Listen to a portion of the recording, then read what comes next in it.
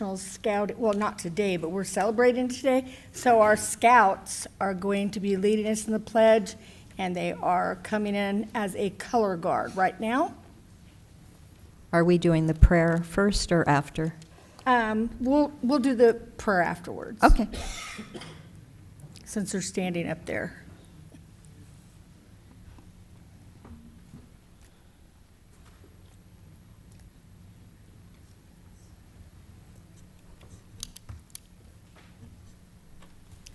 Color guard attention. Audience and guests, please rise.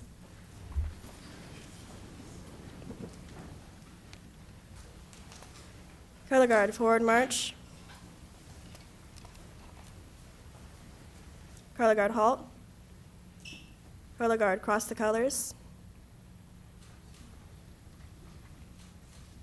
Color guard prepare to present the colors. Post.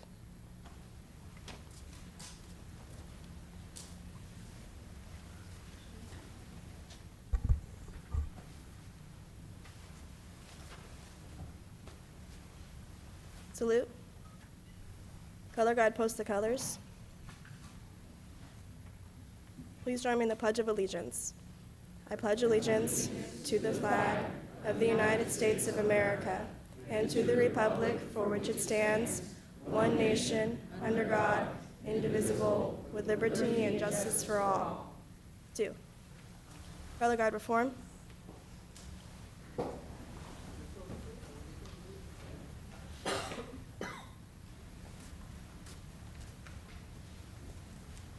Color guard about, face, color guard forward march.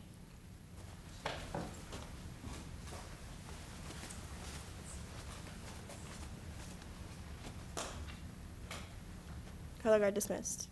Audience may be seated.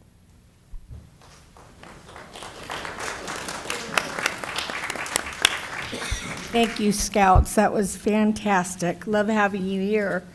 And now we will have our invocation. Tonight it will be presented by Reverend Patrick Cerna from International Highway Fellowship. And proud Fairfield Clergy Action Network member. Yes. Hello. Yes. I pray whenever I get a chance to do this and stand before you, it's very humbling for me. I look at it as an opportunity to share with you a word that God, or something that God may have given me. I don't want to just tell how I'm feeling and have a good day and all like that. I want to pray, and I've been seeking God about this. And talking about freedom and having peace with one another.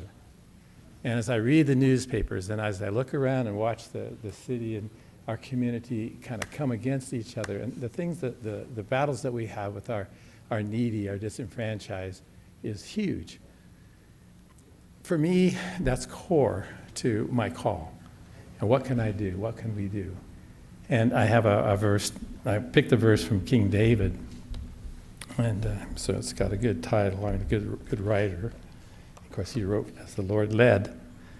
And it's called, A Song of Ascents. And ascents, A-S-C-E-N-T-S, means coming up. So I want each one of you here today, if you're a believer, great. If you're not a believer, that's all right too. But just open your heart that God would speak to you tonight, just in a different way, not through what I'm saying necessarily, but what's said here today. We have this opportunity, we have this great blessing to serve others and to lift other people up, okay? So Father God, bless this word to our hearts, I ask now. The word says, behold how good and pleasant it is for brothers. This is in Psalm 133, if you want to read. Behold how good and pleasant it is for brothers to dwell together in unity. It's like the precious oil upon the head coming down upon the beard, even Aaron's beard. Now some of you go, what the heck's that all about? Well, he was a priest. He was the high priest in the temple. And you have to go through a study to see what this is like, but they built a place where there was a separation between the presence of God and all like that. It's complicated, right? But they used to anoint the chief priest's head with oil. And it was symbolic of the presence of God. And it would come down on his head, come down upon his beard. So it sounds weird to say, coming down upon the edge of his robes, even all the way down his clothing. And then it says, it's like the dew of Hermon. Now, Mount Hermon is a huge mountain in a place where there's not a lot of, it's pretty hot. And what would happen would be in the hot season, people would go there at the base of the mountain because the dew would gather and it would come down and they'd go up and they'd cool off. And so it's kind of interesting that you see in geography we have this, the dew of Hermon coming down upon the mountains of Zion. For there the Lord commanded even the blessing, life forever. And that, of course, speaks of Jesus and the giver of life. So I was going to wear my uniform today as a soldier, as a combat veteran. I have a nice little, I was a ranger, did some, running around being a soldier and stuff. And I thought what it was like to see the opposite of peace. And the opposite of peace is brothers who have no reason to hate each other or to try to harm each other because they're being led by somebody else. And how great it would be if they were led by the one true living God, who would say, help your brother, lift your brother up, abide with each other, love your brother. They look different, they talk different, whatever it might be. But this is the call of God. And you know what? As leaders of this community, if we want to, if we will, we can receive that and say, what can I do? As I drive around Fairfield, as we hear about the new hotel being built or other things that are going on, how can I participate? How can I be part of that to lift my brother and sister up? But for the grace of God, there go you. Things happen to people, bad circumstances. Maybe not, they didn't have a good childhood, all those different things. And so maybe they're not walking straight with the law, they're not doing the things they maybe should be doing. Still, they're your brother. Still, they're your sister. And we still have an obligation, and more than that, an opportunity, because the power of God is with us. Can I get one amen on that? The power of God is with, we can. Say that with me. Amen. We can. Amen. We can. Thank you, Reverend. I appreciate you, and God bless you. We now turn to presentations. Madam Clerk, if you would, please. Are we going to do council reports? We can. We have it backwards here, but sure, we can do council reports first. Okay. We'll start with Councilman Manveer. All righty. I guess a couple of quick things. I think alongside some of my colleagues, we had the pleasure of attending the Fairfield Community Services Foundation annual event at the barn. It was a wonderful event. We had a great time. And then had a chance to support the Seroptimists in the evening in Benicia at their annual fundraiser. On a different note, I think since my last meeting, I had the pleasure of doing a ride-along with the fire department, which was really cool. They do some really awesome work. Had a chance to go on 2 calls. One of the things that was kind of illuminating is the fact that when fire goes on a call, they actually don't know exactly where all of our ambulances are at any given time. We only know where all of our fire assets are. So while ambulances have X number of minutes to get to a call, we don't really know how long it might take them to get there. So fire has to respond no matter what, because they'll get there faster. But from a efficiency standpoint, because one of the calls we went on, ambulance and paramedics were already there, but we didn't necessarily know that as fire, because we didn't get their live location. So I think one of the things going forward, which could be cool, and because it'll save us time and money from a city perspective, is the idea if we can track the location of our ambulances in the county, so that when a call comes, we can see how long it'll take who to get there. So fire does not have to respond every time, so they can save some energy there. Then on a different note, to follow up on a topic we covered, I think, during our retreat, is one of the city's Halo projects, is establishing a sister city relationship in Australia, for example. Since then, I had the pleasure of connecting with the chief of staff of one of the member of parliaments from Queensland, who oversees some of the defense activities for the country of Australia. And the city we're potentially looking at, just from my perspective, is a city called Townsville, which is kind of similar to the city of Fairfield because they have a huge military installation, they're a huge army base, kind of like Fairfield has a big Air Force base. And his chief of staff mentioned that they're interested in exploring the conversation, and I wanted to ask my colleagues if at a future meeting we could just discuss the idea of that city in Australia as an idea, but just to bring it up formally so I can share more information next time. So just looking to council for a second potentially to maybe bring that down the road so we can discuss it together. I'll agendize that for you I in the appreciate future so that. we could all discuss it. I appreciate that, Mayor. Yeah, And that concludes my report. Thank you so much. yeah, absolutely. Madam Vice Mayor. Thank you, Madam Mayor. Thank you, everyone, for being here this evening. It's always a better meeting when this chamber is filled because this is your chamber. So it's good to see everyone. Thank you for taking the time to come out. I will be brief and just remind everyone that the next Landscape Oversight Committee will be held on Thursday, the 27th of February, and it's going to take place at 5 p.m. and it will be located at 420 Gregory Street, which is the Fairfield Operations Facility. So one of the things, among others, that we'll be discussing is our landscape lighting and maintenance district issues moving forward. As you may be aware, the City Council voted to abandon that process for the 2026 ballot. So we'll be discussing next steps and strategies for moving forward at that meeting. And I just wanted to say that the Clergy Action Network, the conglomeration of local churches in collaboration with the City of Fairfield, we had our first meeting of the year.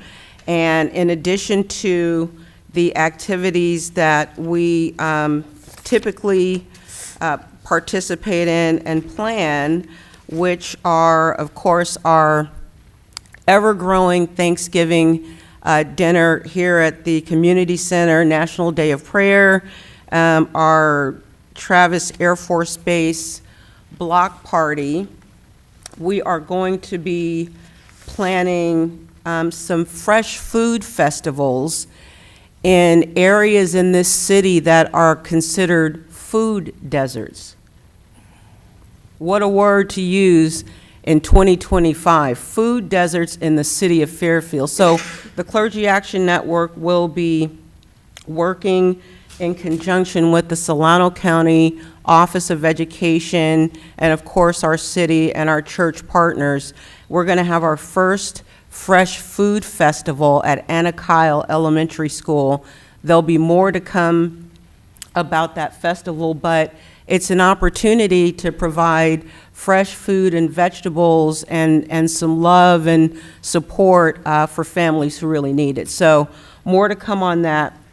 My last item I'd like to discuss, which I discussed with the mayor, is that in light of the catastrophic fires in Southern California, and if everybody's been watching CNN as much as I have, you know that some of that may very well have been prevented or at least diminished had circumstances been different. And so I've asked the mayor, and I'm asking this issue to be agendized for a city council meeting. I'm asking for a full fire structure and infrastructure update in the city of Fairfield. And I'm saying that because had LA done that at some point in time before what happened, they wouldn't have been rolling up to fire hydrants with no water pressure and situations that could be avoided. So in order to protect us, because God forbid, we're one fire away from that too. I live in a neighborhood that was literally on fire. It's scary. And it can happen. Like I said, God forbid what, but you know, an ounce of prevention is worth a pound of cure. So we'd like for the fire department, and of course Chief Sturdy will have to figure out how all that works. But we'd like to inform our residents and assure our residents that we're ready and able to do whatever needs to be done to prevent that kind of a catastrophe from happening in the city of Fairfield. So with that, I'd like to add that to a future agenda. That is my report. Thank you. Thank you. Yes, we will also agendize that, speak with Chief Sturdy and see when they would be available to do that. As the Vice Mayor and I discussed, we now cover area that the Cordelia Fire District used to cover, and that includes areas that are up in the hills in the Green Valley. There's pretty much one way in and one way out. And so we want to know about water pressure up there and all of those things. So we'll talk more about that and get a report so the public can hear. And thank you for that, Madam Vice Mayor. Councilwoman Panduro. Thank you, Mayor. Good evening, everyone. I just wanted to update on some meetings that I recently attended. So a week ago or so ago, we attended, myself and Councilmember Doug are a part of the CAP Solano JPA. And so what that is, it's a regionalist homeless committee where there are 2 representatives from every city, including the county. And so we rotate every year. we're on a rotation basis to lead this group. And so we do it by city and by alphabetical order. And so this year, Dixon is the chair, and Mayor Byrd will be chairing the meetings, and then Fairfield is the vice chair. So I myself will be the vice chair of the Capilano, and Doug is still the sitting alternate. And we are still in search of an executive director, and so I know that's posted on the county website. And we did also form a interview committee for executive director and the other staff members that we're still looking for the Capilano. I also attended, myself and Councilwoman Kay Patrice. As part of a city council, we also sit on various regional boards, such as the JPA that I just mentioned. We also sit on the Fairfield-Suisun Sewer District. It's not something that we were told. It's kind of one of those little things that you kind of learn as you go, and like, oh, you're on city council, so now you also are going to learn about sewer and biosolids. Real fun stuff. And so we all sit on that board, and so as a part of being a board member, we have access to different conferences that are going on throughout the state. And so we just came back from Palm Springs last week. We learned about all sorts of really interesting things going on in the sanitation sewer industry. Very interesting, very technical, but very important, obviously. And like many of my colleagues, I attended the Fairfield Community Services Foundation Chocolate and Vine event this past Saturday. And the one thing I want to mention about that event is I really enjoy going and supporting it because we get to experience. So it's chocolate and vine, but there's also appetizers. The appetizers are done by the Fairfield High School culinary program. And the food they bring out is phenomenal. These kids are being trained to work at 5-star Michelin star restaurants. They bring out octopus, lamb, pork chops. So it's not just heavy hors d'oeuvres. These are like really fancy, really well done appetizers that we all get to enjoy. And then there's also flower arrangements made by the horticulture program. So they bring a bunch of these beautiful arrangements for sale as a fundraiser for their program, and we get to take them home and enjoy them. And they're all done by students. So it's a really fun way of supporting some of our local programs and getting to see what our youth are doing out there in the high schools. And then lastly, I attended our Civic Leaders Breakfast. So once a month, as civic leaders, we are invited to the base to attend a meeting with the base commander. And so, and he gives updates, what's going on with the base and what's going on, with our community with regards to the base. And so one exciting thing that I will share from that, there's other updates, but the one thing I will share is that they did confirm that the air show is returning. So Wings Over Solano Air Show will be coming April 24th to 26th, not this year, but in 2026. And the Thunderbirds have been confirmed. So really exciting thing to look forward to coming out of the base. And that is my report. Thank you, Mayor. Thank you. Councilman Doug. Yes, thank you, Mayor. Just to segue from that, if you're going to go to that air show, be sure you go real early. We went last year, me and Scott, we sat in traffic and missed the whole thing, so get there early. Also, I don't have a long report. I just want to thank our city staff from Public Works, Homeless Intervention, our police, fire, nasty storms out there, and we're all safe, and I feel safe. I do a little research with other cities, and I just want to thank them for the wonderful work that they do, and especially in times like this. So thank you, guys, and that's my report, Mayor. Thank you. Councilman Tonneson? Thank you, Mayor. I guess I'd start off, I wanted to see if we could pull item 1 and set it for, agendize it to discuss it sometime in the future. We're going to need to talk about it tonight because we're past due on it. So we could just put it on the regular agenda tonight. Does that work? Can we do that? Yeah, we Yeah. can. You want to pull item K1 on consent calendar and put it onto new business? Yes. Yeah, that works.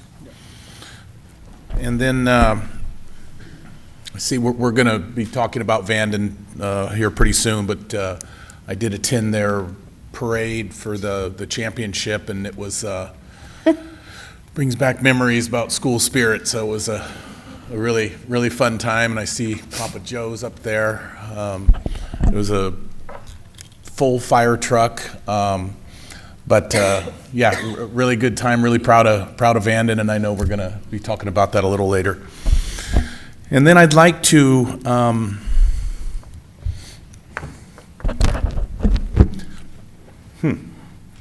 So we lost a Fairfield icon in Art Engel. He was a 1949 graduate of Armiel High School, and he was a real estate icon. I've been in real estate for 42 years now, 41 years, and Art has 4 boys. One of them Randy and me happen to be best friends. So I grew up around the family and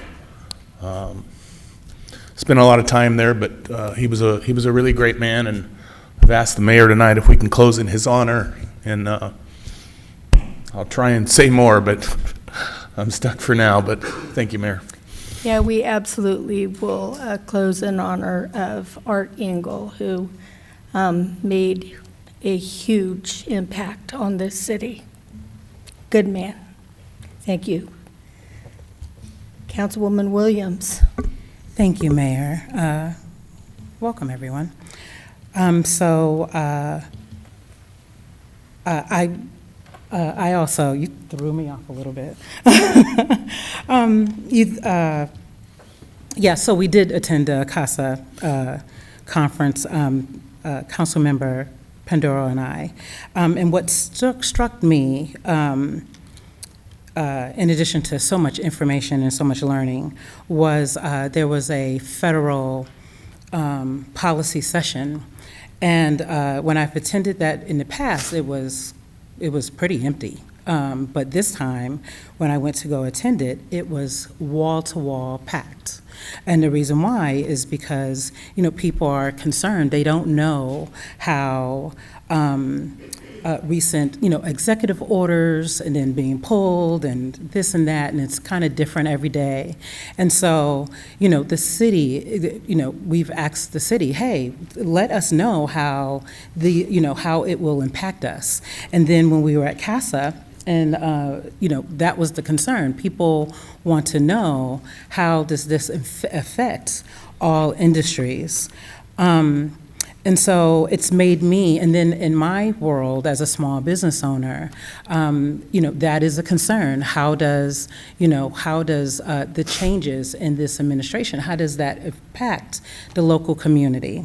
So as a business owner, I always kind of think of a SWOT analysis, and that is strengths, weaknesses, opportunities, and threats. So knowing that that is a threat, you don't know what is going on. In the federal government, really thinking and leaning on the opportunities and the strengths that may lie within. And I know that gives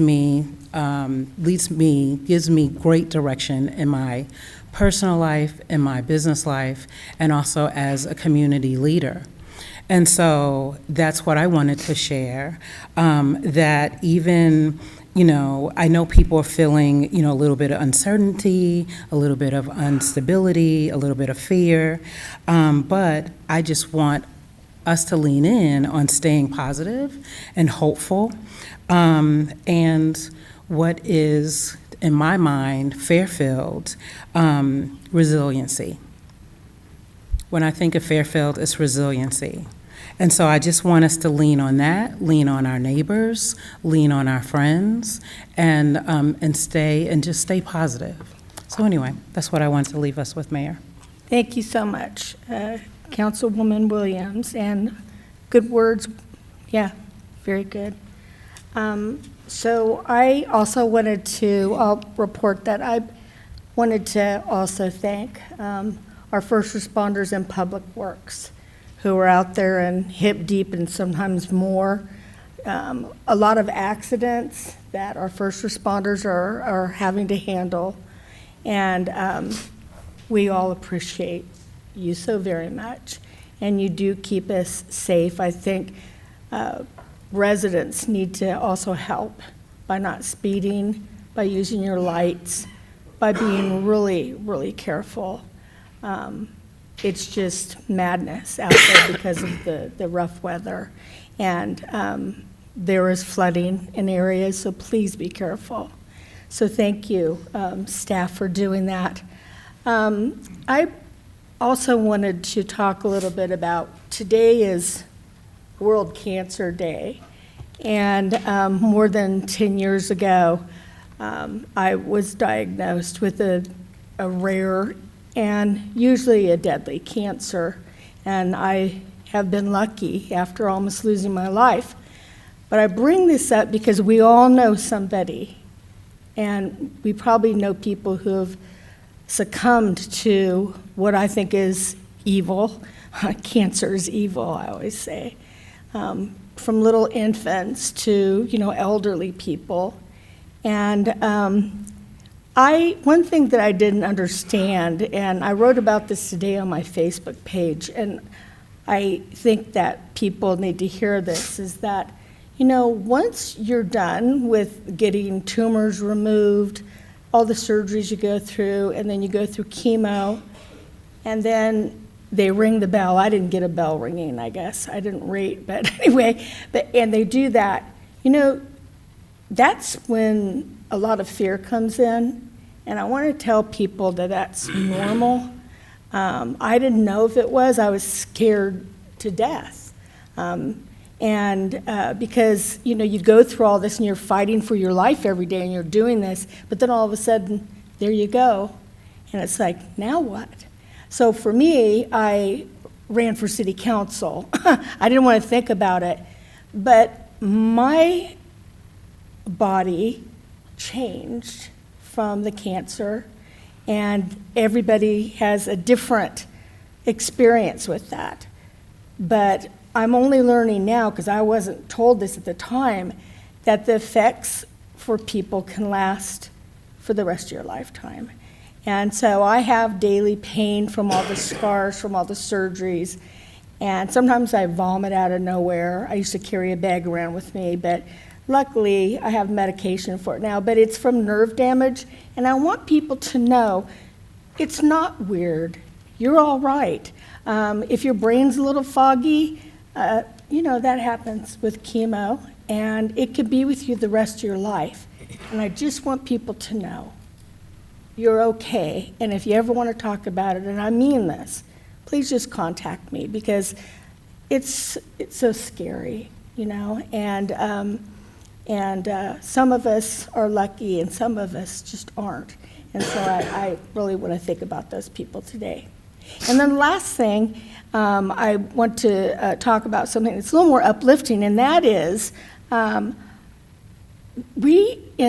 next year, our country is going to be 250 years old.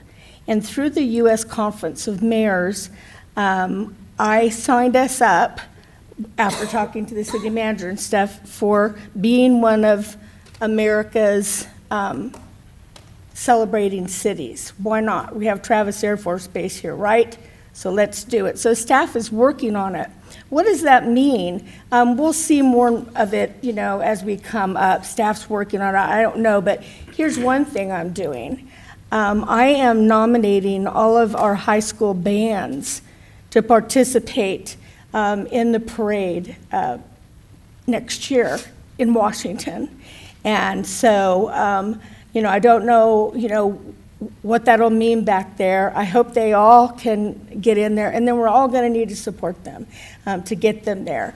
But I want Fairfield to be very well represented, and Travis Air Force Base is going to be part of this. It's going to be really big. So I'm really excited about it, and I look forward to telling you guys more about it as we learn more about the details. But it's a big deal. You can look it up under America 250, and you can see all the stuff that's being planned. It's big. So that's it. That's my report. And how about you, Madam Assistant? Oh, she's acting city manager. Let's just say I have that. nothing to report today. Thank you. All that. Okay. How about you, sir? I have nothing to report, thank you. And Madam Clerk? I also have nothing to report, sorry. Oh, no, that's quite all right. Okay, well, then now we will go to presentations. Okay, presentation 1, proclamation and poem declaring Black History Month, presented by Councilmember K. Patrice Williams and our Poet Laureate, Michael Wiley. to Mr. Shannon Danley, co-advisor of the A2 Mend Black Falcon chapter of Solano Community College. And Ms. Williams will read the proclamation first, and then to be followed by the poem that Michael Wiley has written especially for this occasion. Thank you. Thank you.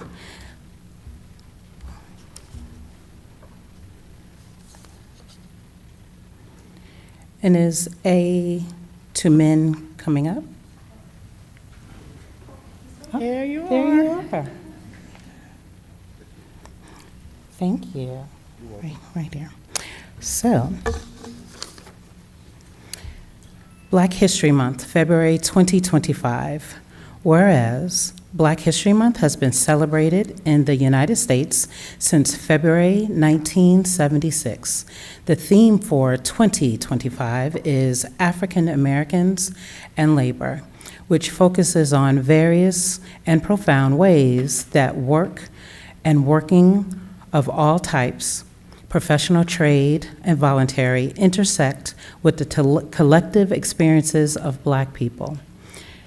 Whereas Black History Month serves as a celebration, as a reminder that Black history is American history.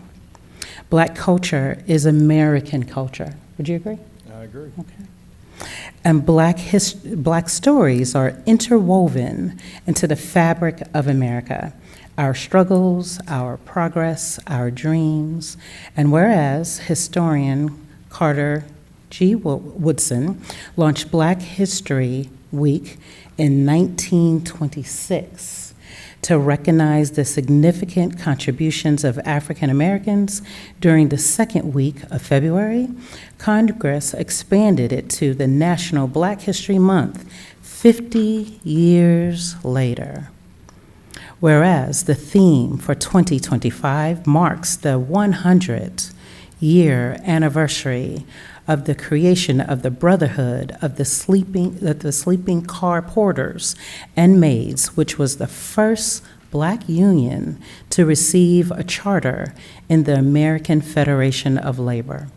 And whereas the theme aims to encourage broad reflections on the intersections between work of Black individuals and their workplaces and all of their iterations, as well as key moments, themes, and events in Black history and culture throughout time across different locations, including the U.S., Africa, and the diaspora. And now, therefore, Catherine Capmoy, Mayor of the City of Fairfield, do proclaim the month of February 2025 as Black History Month in the City of Fairfield and ask our citizens to reflect on the rich history and teachings of African Americans to bear witness to the progress, beauty, achievements they have made throughout society. I'm pleased to give this proclamation to A2 Mend, the Black Falcon chapter. I was able to see your website and to see all the amazing work that you're doing in developing leadership skills, promoting social justice, building strong character. You're just doing amazing work, and I'm just thrilled to have you here. And would you like to say a few words?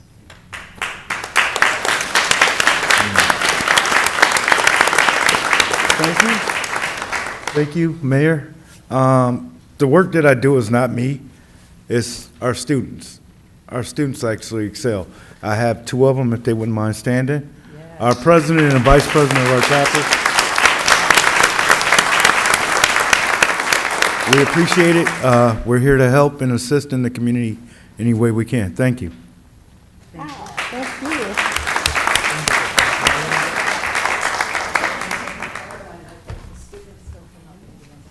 Yes. We would love that.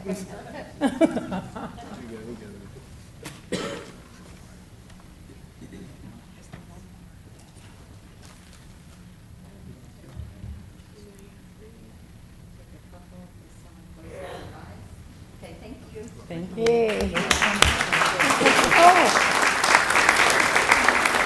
Councilwoman, what about the poem? Oh, there you are. I got too excited, sorry. Thank you. All right, Mayor Moy, council members, members of the public. Before I share this poem, I'd first like to just simply say that it's pretty humbling that this is the first poem I get to share with you in honor of Black History Month as your poet laureate. And I also want to acknowledge Solano County scholar Shannon McGriff Payne and her book, John Greeter's Century, African Americans in Solano, Napa, and Sonoma Counties. Through her book, I was introduced to Mr. Adam Willis, one of Fairfield's earliest black settlers, and his story inspired my poem here for you today. The title of the poem is "Oh, Who Will Come and Go With Me?" and is dedicated to Mr. Adam Willis. Adam, it is a rain-soaked morning at Fairfield Sassoon Cemetery, and I follow a docent in search of your grave, this lattice of plots where people's stories wait to be tended. The docent guides us around imagined lines engraved on the grade map he holds like a compass, a navigation of the hyphenated.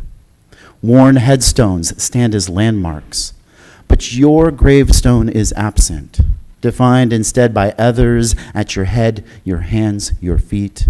The rectangle of sod, sudden for its emptiness, a raft amidst a sea of markers, the silence of the storm's copper eye, the cliche that history erodes even the most ferocious. Adam, it is February 2025, Black History Month. Still, we dilute heritage at the cost of truth, as if afraid of its invitation to unearth our most precious stories. Even the most tenuous map still binds us, and where our roots entwine, we should lift them in song. Sing of our black heroes and founders and pioneers. Sing the full story of Fairfield. Sing of you, Adam Willis. Adam, more than a list of events and dates, you are a tapestry. In 1846, you trod west an enslaved man, Missouri to Woodland, then along Putwin trails to Benicia. When you crossed Sassoon Valley, you must have admired our twin sisters, or the squares of wheat bending to the Delta breeze, or the plumes of plum and apple, pear and peach, or the herds of cattle gathered in the shade of solitary oak. Despite the Bear Flag Revolt or the Free State of California, you remained subjugated until you drove ox and cart back to Missouri to escort a Nethers family westward on the California Trail. I imagine your hands on the yoke of oxen, or clutching the handbrake of a wagon, or tending the pot over a fire, or all the things that need doing to provide for a family.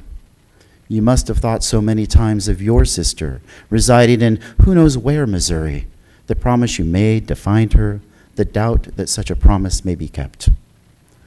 After your return, your 1855 manumission was granted in a Benicia courtroom, for which you paid $1 and 33 years. You cooked for many, saved the money you earned. How long until you learned of the Missouri decree, no person shall be subject to any abridgment of liberty, that 1865 amplification of shall be then, thenceforward, and forever free. How quick you were to return, trading dusty oxen step for the sway and clank of the train, its iron fibers blurring the buffalo-laden plains and blinding desert that you once took months to cross. In a week you've arrived. But for 4 more years you searched. How many newspaper ads? How many conversations? How many times were you robbed or beat down? Where did you find sleep? The tender reckoning when you embraced Marianne and her children, saddled in a side house.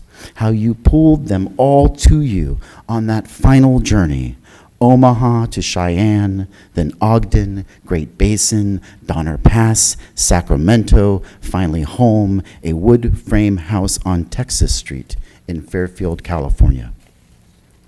At your 1891 burial, your kin placed you next to grandniece Laura, who passed at 16.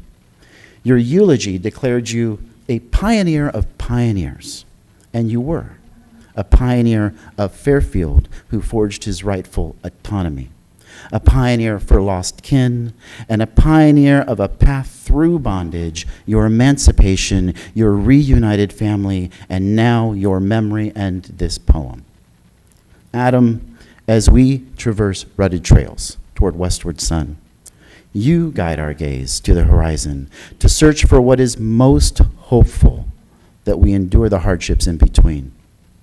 I see again your gravesite, its tyranny of green, and I imagine your gravestone as a monumental tower, one built of ox yokes and twisted railroad iron, of cast pans and promises penned in calligraphic ceremony, of weathered clothes and the wooden frame of a modest house, one where gifts are suffered promises that end in family and love. And we shall be reminded to endure, each of us, chapters in this our shared journey. Thanks.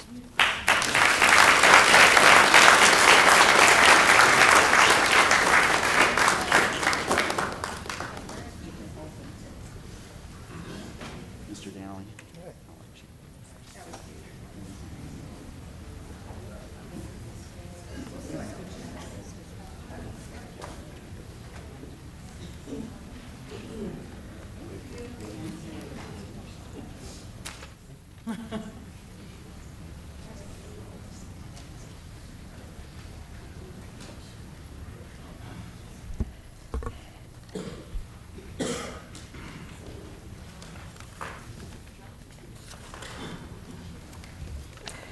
Our next presentation is proclamation declaring Scouting Day, presented by Mayor Catherine Moy. And she's going to present it to several troops. I'm going to come up there and stand next to her, because after she reads the proclamation, I'll be calling the various packs and troops to attain a proclamation. Thank you. Thank you, Madam Clerk, for all your help on this, as always. So this is National Scouting America Day, which is February 8th, 2025. Whereas in 1907, Lord Robert Baden-Powell founded the Boy Scout program in the United Kingdom with 20 boys at Brownsea Island. And in 1909, Chicago publisher William D. Boyce, while on a trip in London, was so impressed by a scout coming to his aid in the fog that he was inspired to bring scouting to America, and he incorporated the Boy Scouts of America program on February 8, 1910. The flagship program of Boy Scouts of America, previously known as Boy Scouting, became known as Scouts BSA on February 1st, 2019, when the program opened to girls and collectively referred to all members as Scouts. And effective February 8th, 2025, will be known as Scouting America. The Scout program, with more than 200 astronauts, many presidents, and other dignitaries having been Scouts, has had a profound impact on the United States. The Scout program has been inspiring young people for more than 100 years, teaching them important values such as citizenship, leadership, integrity, responsibility, service to others, and self-reliance. The Scout program promotes healthy values and helps young people develop strong moral values and character traits through camping trips, service opportunities, and other activities. Scouts share a common goal to become productive members of our society with defined standards of honor and respect for the community outlined in the Scout Oath. We honor and support those Scouts striving to live by the Scout Law. Quote, "A Scout is trustworthy, loyal, helpful, friendly, courteous, kind, obedient, thrifty, brave, clean, and reverent."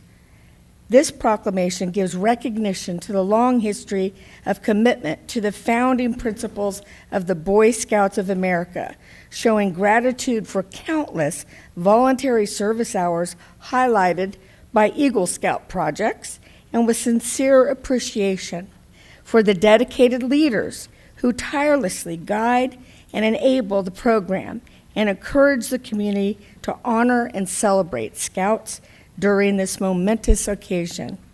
Now, therefore, I, Catherine Cat Moy, I'm the mayor of Fairfield, do hereby proclaim that in the city of Fairfield, California, we shall uphold February 8th, 2025 as National Scouting America Day.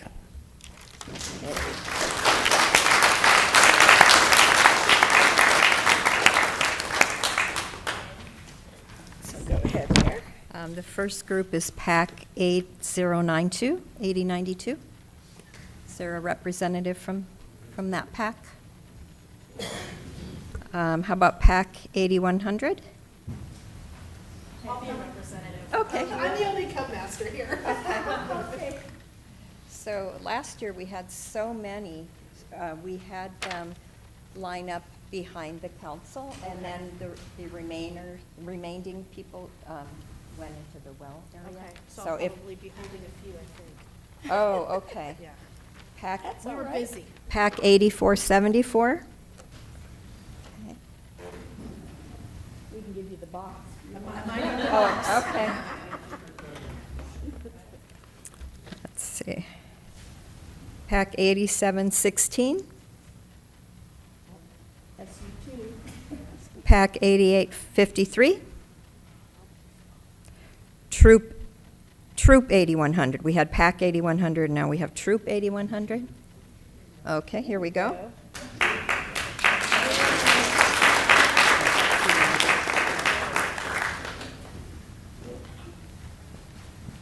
Next is Troop 8482B. Anyone from 8482B? Okay. 8482G. And Troop 8818G. 818. Oh, 818, sorry. No, you're fine. Oh.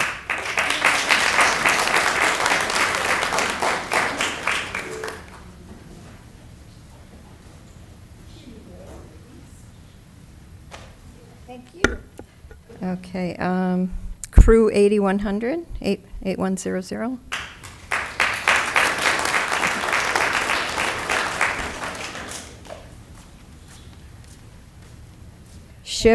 Ship 8317.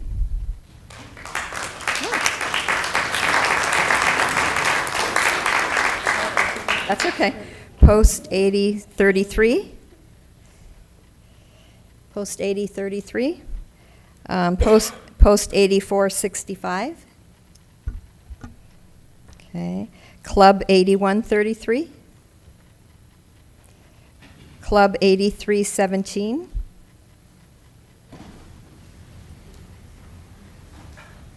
Okay, and Order of the Arrow? Anyone from Order of the Arrow?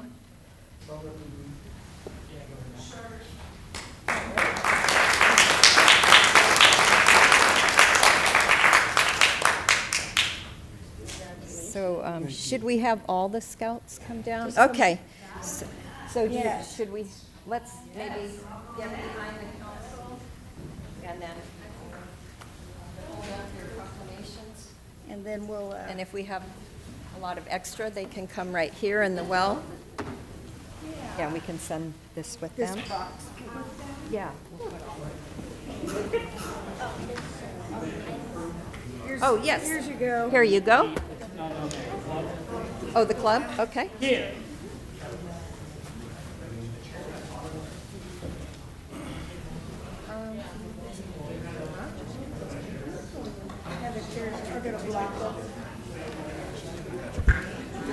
Would you all mind taking another direction and come in the well from that side and come in? Because the chairs are blocking some of them. I know how that feels. There you go. And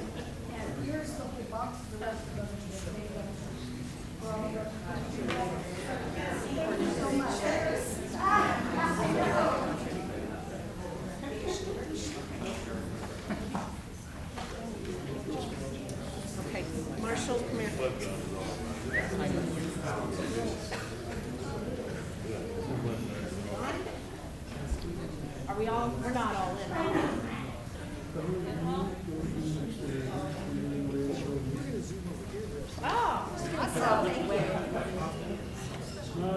On the count of three, 1, 2, 3. On the count of three again. 1, 2, 3, 4, 5. Will you go together? Are you tall enough? Okay. Because that's one that's going to go on our social media. Thank you.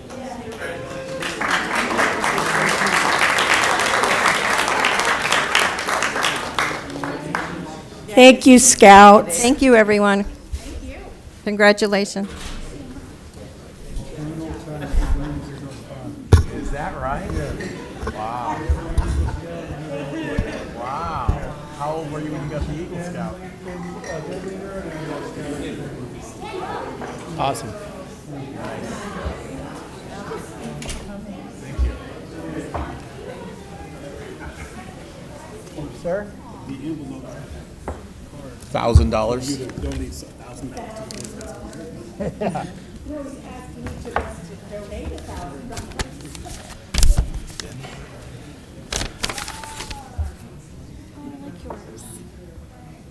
It's yours. You want to trade?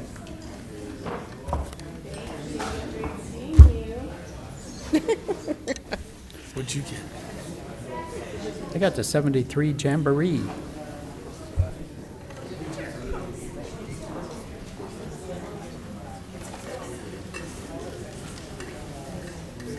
Thank you all to all the scouting troops.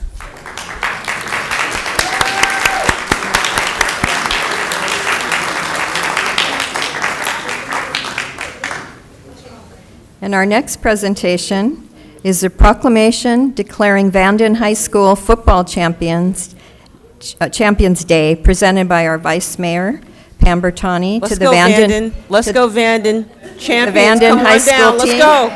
Let's go, Vanden High School. Where's Kalani McLeod? Dear? The coach is Mike Coach Clark. Is Coach Clark here? Athletic Director Sean Murphy. All right, I'm great. Come on, ladies and gentlemen, give these champions a round of applause.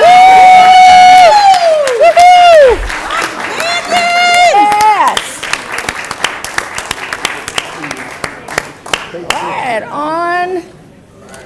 So you now have your own day in the city of Fairfield. Full disclosure, my son is a football coach for the first year over at Rodriguez High School, and sending all love and respect your way, because this is something that is unusual. This is something that, you know, is very rare for organizations to achieve. These athletes standing here and the coaching staff obviously know what they're doing when it comes to the gridiron. This is amazing. So listen. Whereas Vanden High School football team made history by winning the California Interscholastic Federation, or CIF 3A, state championship in December 2024, and joined the elite group of schools that have achieved this twice in the past 4 years. Wow. Wow.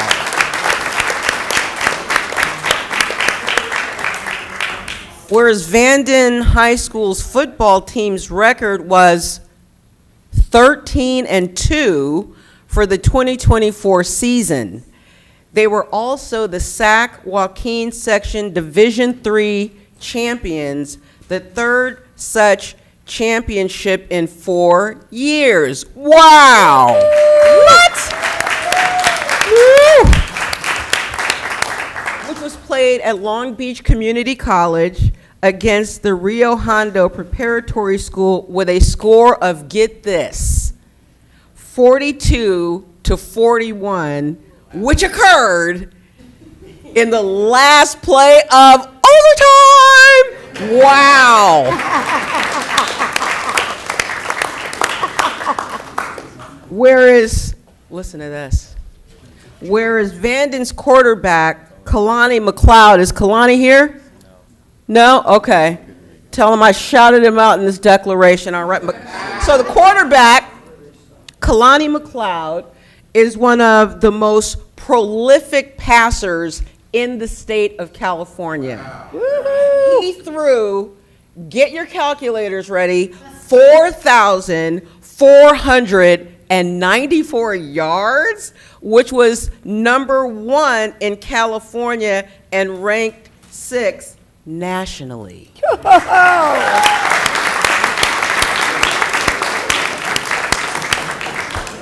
You must be working them all day and night in the weight room. I know, I'm telling you, I get it.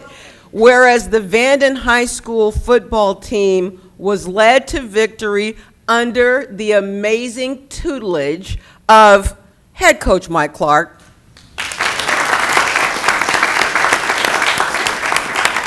who also led the team to a 3A championship in his first year as head coach in 2021. That's amazing.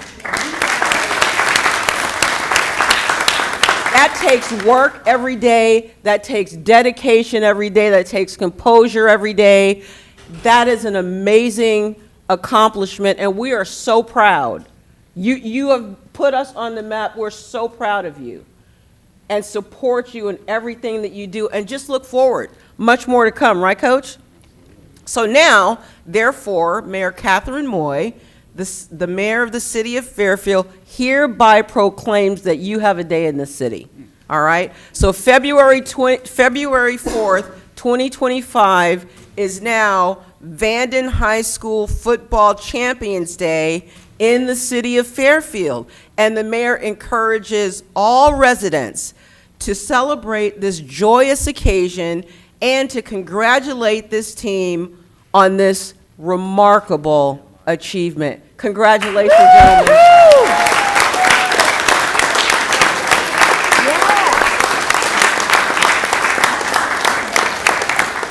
So, Coach Clark, would you like to say a few words?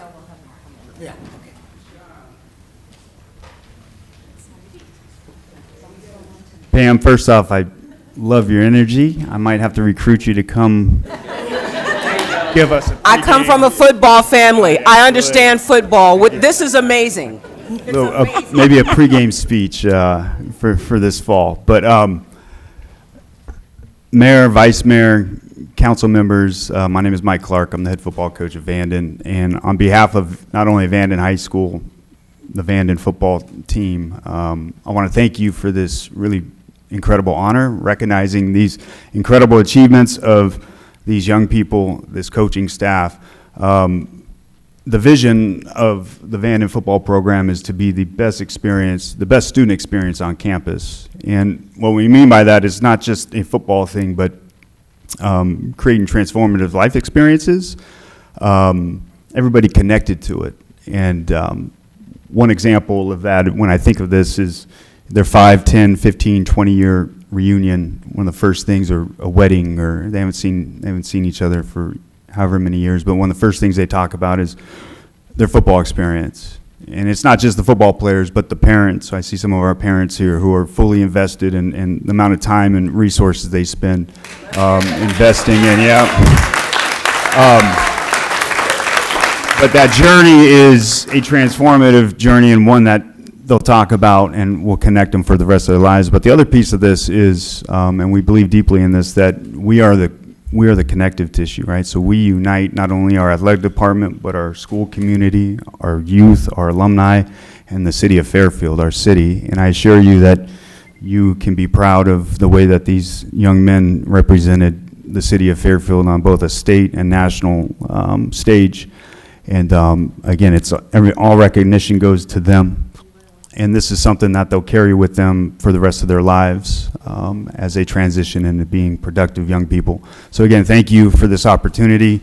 KJ Davis is talking about the last play or the Kalani McLeod.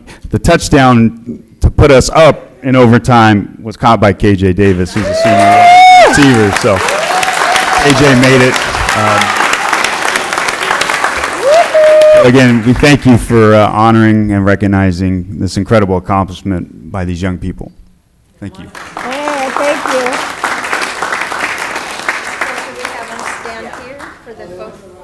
Yeah, we'll have you come down here for the photo. Okay. And then council can stand up. Parents, come on in.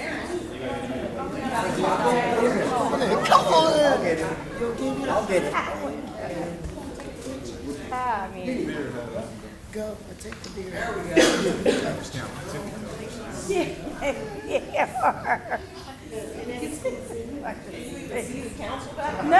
So big.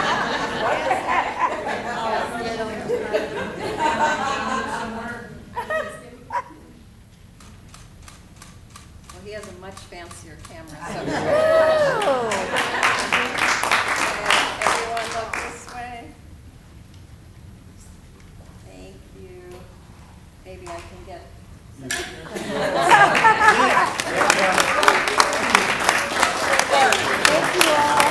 Absolutely. Great job.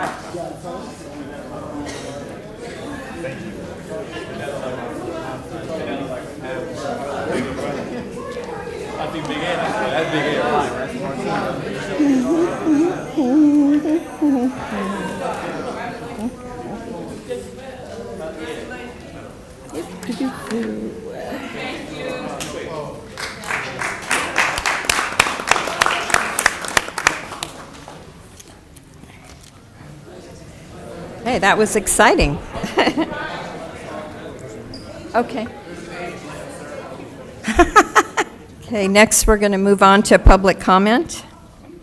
Persons wishing to address the city council on subjects not on the agenda but within the jurisdiction of the council may do so at this time.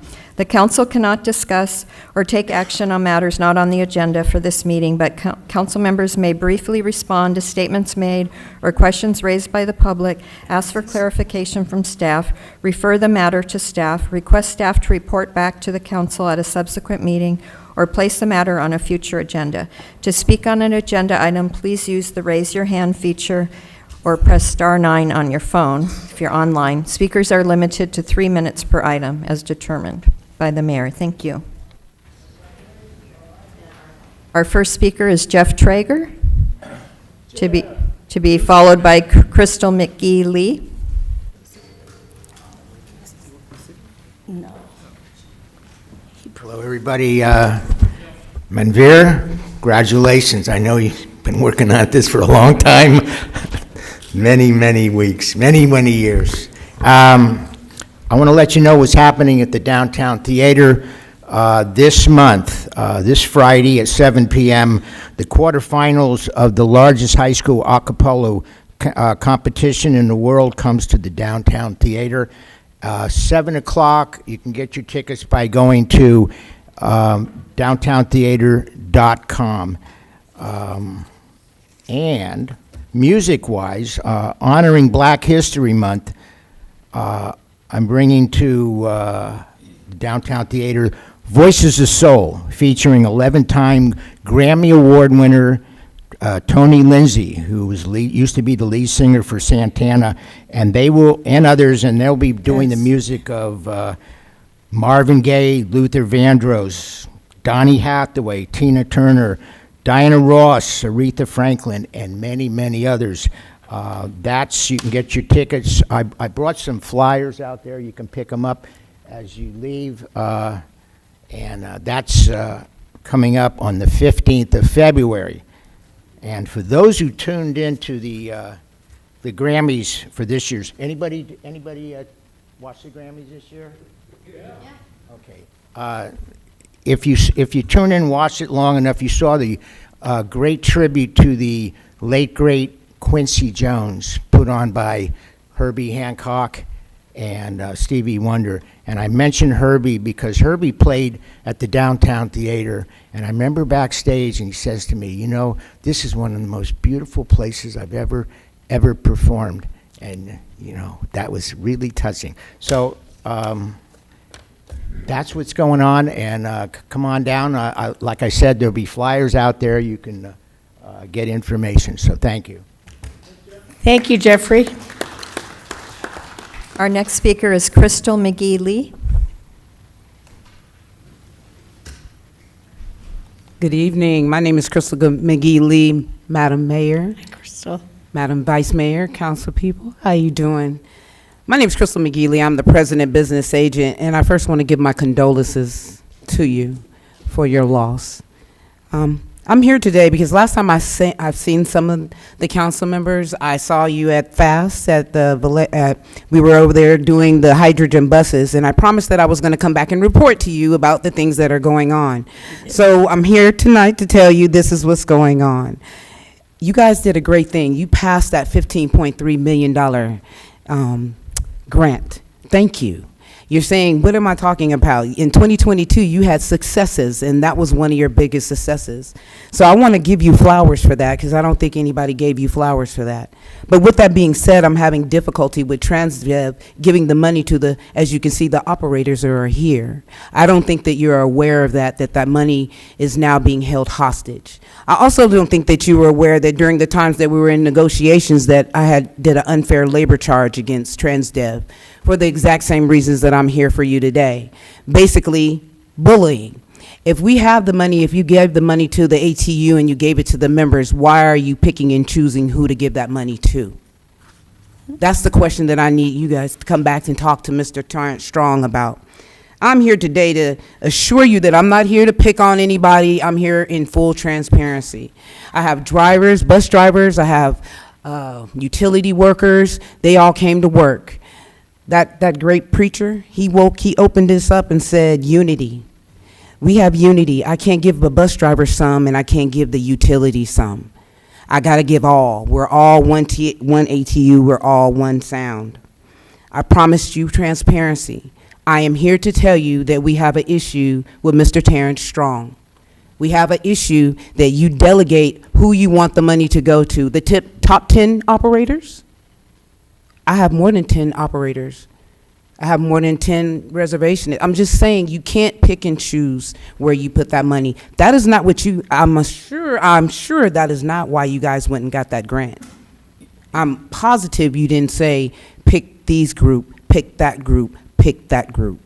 Right now, when I had a meeting, my steward was with me. I had a meeting with Mr. Terrence, and he told me he don't know how much money that you guys got. Well, I went online and I found it. So how is it that we don't know how much money that you guys received? $15.3 million for 3 competitive federal FTA grants. You have 20 seconds. Yes, ma'am. Awarded to Fairfield FAST for ARPA. That's recruitment and retention. Here is your retention. These drivers deserve that money that you went out and you went and got for them. I don't think you wanted it divvied up. I appreciate your time. Thank you for listening. And once again, my sincerest condolences on the loss. Thank you very much.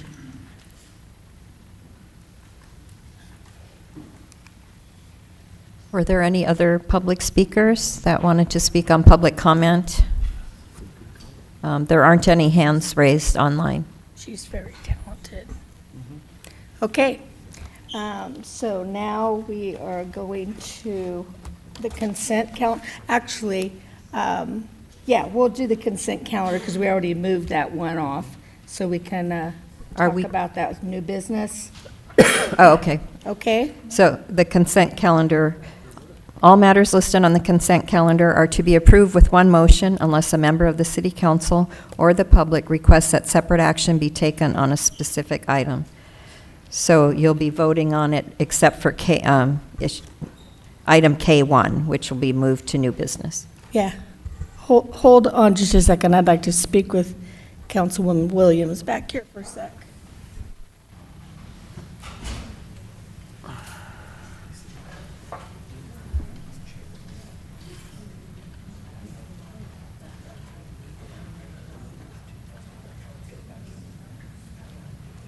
Try the left side.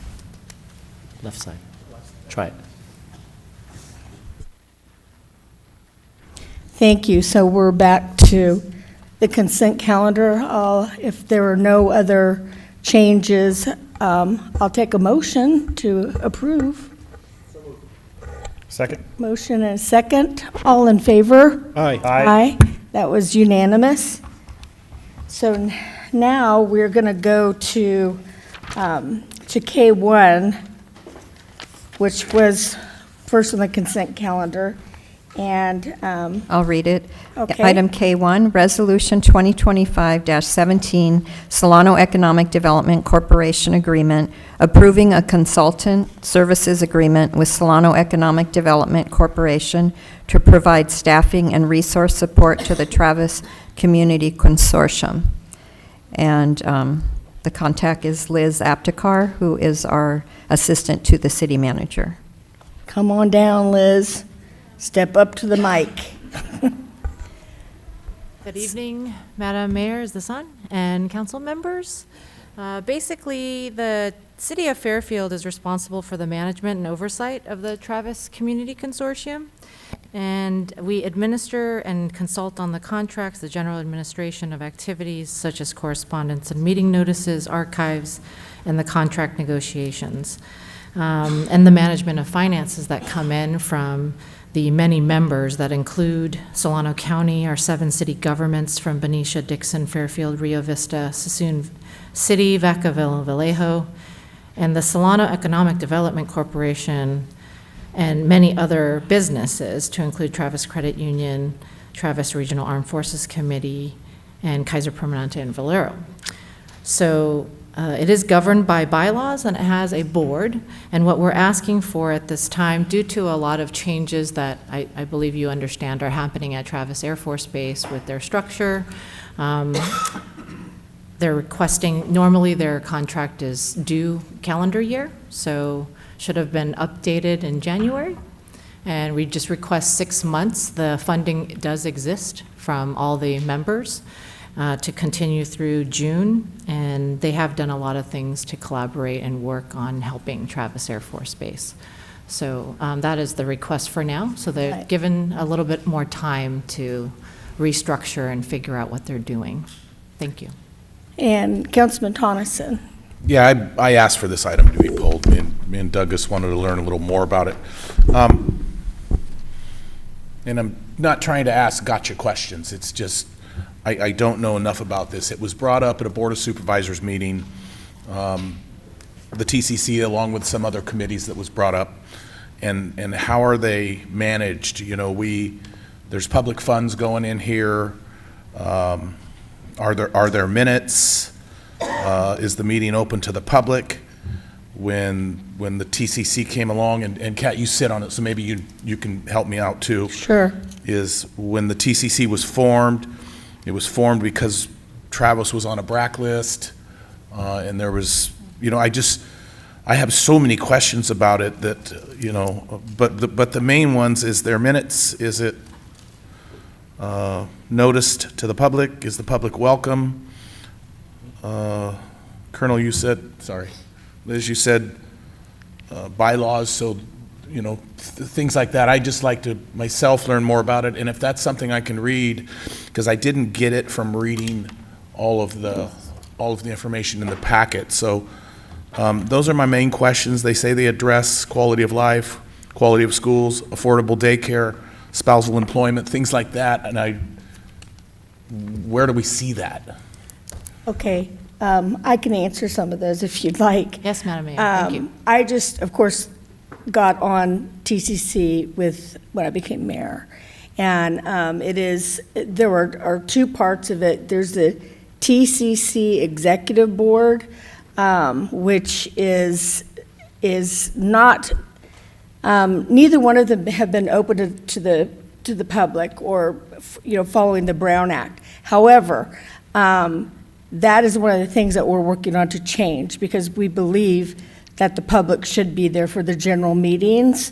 Now, in the executive meeting, we are probably not going to have that as a regular meeting.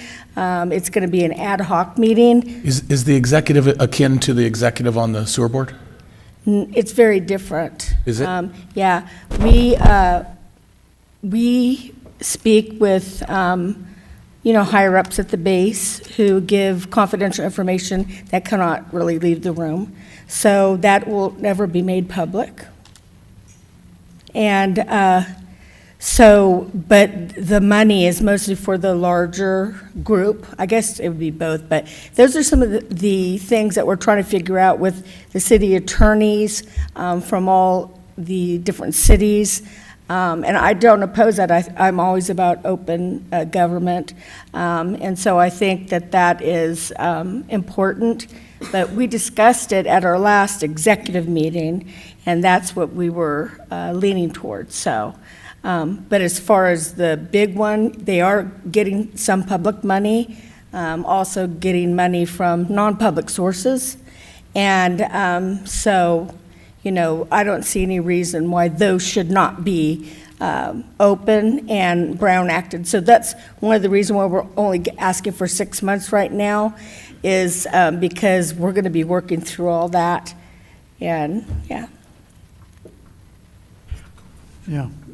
Real quick, Mayor, and you did answer the question. I was wondering if it was a Brown Act involved. So far, it hasn't been treated that way. Like I said, I came on, you know, 2 years ago or whatever it's been, and it has not been since I've been there, but I've questioned that, and I don't question the executive committee because, again, that's ad hoc, and it's highly sensitive information. I understand that. That the base would not want out there. Yeah, and I just didn't have enough information. I tried doing some research and looking. I couldn't find minutes. I couldn't find anything about the meeting. Right. And that's one of the reasons why I was curious about it. Yep. Yeah, that's it. Yes, Councilwoman Williams. Thank you. I didn't pull it, but it was on my list of questions to ask the city manager about today. So it also hit my eye, but it hit my eye for a different reason. I did hear brought up during the Solano board meeting. Mm-hmm. But what caught my eye was just that, you know, these were consultant services, and you know, and my question was surrounding some type of, you know, paperwork, scope of work that's a little bit more concrete than this. I'm a consultant during my day job, and I've got to be able to produce what I'm doing. Right. And this felt just very very generalized. Like, even if it's, you know, at the end, you know, if I summarize what I did, what the outcomes were, what are the outcomes? How many meetings did you attend? Right. How many connections did, I don't know, just something with a little bit more meat. Right. And so I get that, and that'll be something that we would be doing. This has been around. Well, the BRAC was in the 90s, and a BRAC is base realignment and closure, and Travis was sadly put there in a yellow beep, beep, beep, beep. And so we needed to show that our community was extra strong, and that was part of why this was put together, along with other things. But this one has had to deal with you know, a lot of things that have popped up over the years, and you know, things that I'm not going to talk about here, but the overall, you have commanders come in and talk, and you know, giving us updates on what planes, how many we have, that kind of thing. And so there are agendas for those, and I'll tell you that. Actually, Kelly she writes the agendas for those meetings, so you guys could get them. You can see what topics we've looked at least since I've been here. But one of the reasons we were saved from that BRAC is because of the community involvement. And it was this kind of committees, this kind of work that did it, because others didn't have that. And my fear always is, obviously, Fairfield cares very much about Travis. Travis brings in $3.2 billion or something like that to the area. And if we lost that, we'd be bankrupt. And so we have to be very careful about what's going on around out there. So maybe that's a little bit longer than what you were, And David has been at these meetings since before me. And of course, Mayor Price was always at these. And we've been giving this money regularly since I've been on the council. So, Real quick on that, it's It's to protect Travis. 5,000. So there was a little misprint, just pointing that out. 37,500. So it says Yes. 5,000? Yeah. That's just extra for me. But Could you do beep, beep, yellow again for us? beep, beep, Yeah, yellow, all right. beep, beep. It wasn't red, but the beep, beep, yellow scares me. Yeah. So then what we're doing, the closed session or the executive session, is that when you talk to like higher ups or talk Yes. to like Pentagon stuff, or is it just lower level stuff, or is it big stuff? It's And so it's that makes confidential. sense. Yeah, so what we're doing is 6 months? And then this 37,500, is is this for 6 months? It is. Yes, I can speak We're to gonna that. revisit it? And we are going to revisit it, and we will make sure that staff has a lot more answers, and there'll be more details there. But in the meantime, Kelly can give you the agendas. The agendas don't have any, of the material that we can't talk about. There are no minutes, right? I've never seen minutes. We don't vote. We don't do any of that. We talk and our heads explode, and then we talk and our heads explode, and we pray. But yeah, so yes. Yeah, I can add on. So the next 6 months until June, we will be looking at what's the focus, what are the objectives for the following 6 months.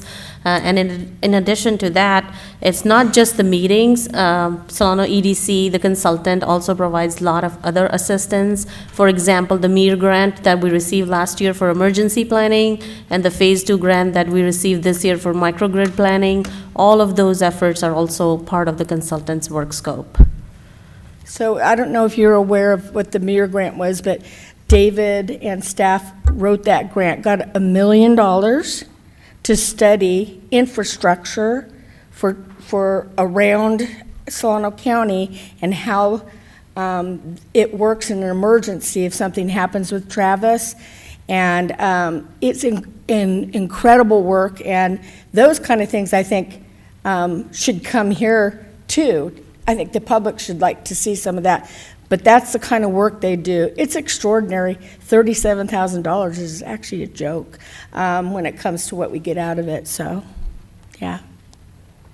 That's just my opinion. Then maybe that's something too, if we had measured results, if it's Oh, just, there's if I it's a mean, drop in the David bucket for the information that we're getting, and if we're $1 getting. million grant is Yeah. pretty good for $37,000, I would think. But, I mean, yeah, David can tell each one of you or come and talk, but he's very involved, and he can tell you all of those things to where even my eyes roll back in my head. That's good. Thank All right, you. all right, thank you.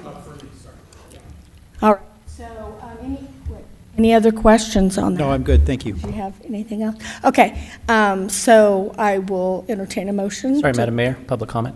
Oh, yes. Is there any public comment? I don't have any cards. Did anyone wish to speak on this item? No? No hands raised online. Thank you. Thank you. I'll entertain make a a motion. Okay, motion by Tonneson and Second. a second by the vice mayor. All in favor? Aye. Aye, okay. Thank you, Ken. No problem. I get it, because guess what? First thing I called David about this morning, is this extra? What is this? Yeah, I get it. Thank you very much for the questions. Okay, new business. Yes. Our first item, L1s. Minute action approving the mayor's appointments. Minute action approving mayor's appointments to the Golf Advisory Board, Rockville Hills Regional Park Citizens Advisory Committee, and also the Youth Commission. So before I swear these fine folks in, I just need you to vote on the mayor's right. appointments. First, again, I want to thank the the two, Councilman Tonneson and Councilman Panduro, for doing these interviews. They do a really good job, thorough. I've always agreed with them with what they think we should appoint. So given that, I'll ask one of you guys to go ahead and make a motion to approve. Motion to approve. Okay. Second. Second. All in favor? Aye. Aye. That was unanimous. Thank you. Okay. If I could have, I'm sorry, I didn't ask if there are any public speakers on that. There usually isn't, but I don't see any. Okay. okay. If I could have Cynthia Apaka, or Cindy, come up to the front. Jessica Avatia, I hope I said that right, is Jared Preston, and those are from Rockville Hills, and then Golf Advisory Board, Carol Haddock, and is Daniel Gonzalez here, our youth commissioner? Okay. There he is. And I just want to say thank you all. You know, we have a lot of people that we interview, Doris and I, and you know, we're glad to see that your community involvement. Here, here.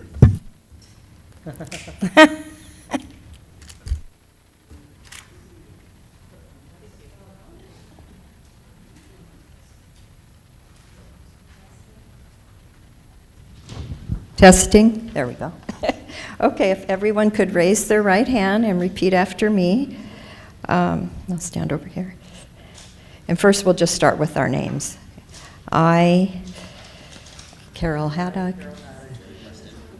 Okay, and then now all together. Do solemnly swear that I will support and defend the Constitution of the United States and the Constitution of the State of California against all enemies, foreign and domestic, that I will bear true faith and allegiance to the Constitution of the United States and the Constitution of the State of California, that I take this obligation freely without any mental reservation or purpose of evasion, and that I will well and faithfully discharge the duties upon which I'm about to enter. Thank you. Congratulations. I have certificates for you, and I need you each to sign. Let's see. I'll give you each a city pin. You get some jelly beans. City pin, jelly beans, city pin, jelly beans. Let me get yours.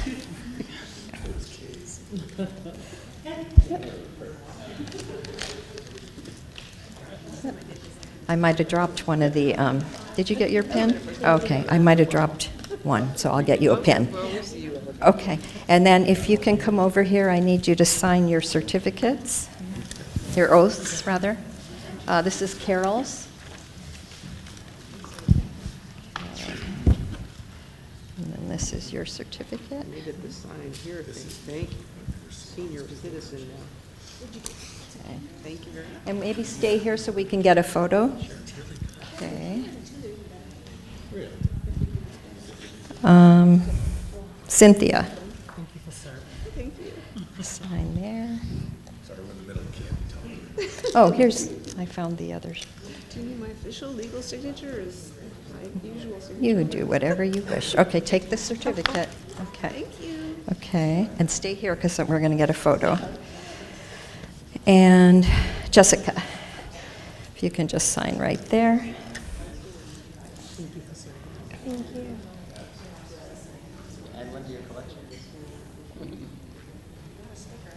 Thank you. Oh, here's your certificate. Okay. And Jared. Okay. Sign there. And then this is for you. Right here. Yes. I got my glasses on. That's okay. Thank you. There you go. Thank you. Uh-huh. And Carol? Oh, sorry. Did you already sign? Oh, sorry, Daniel. Sorry. Carol, I found your pen.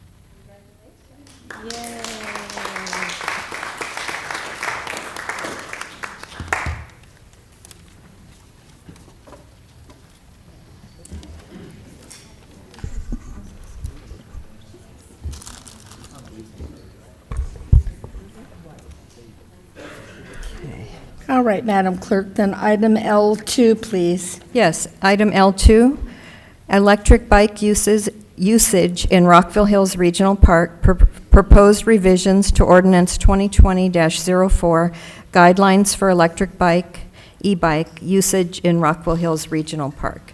And is Gary Sponsler here? No, for this item, I would like to invite our RCAC committee member, Jared Preston, who will be doing a presentation. Oh, great. Thank you.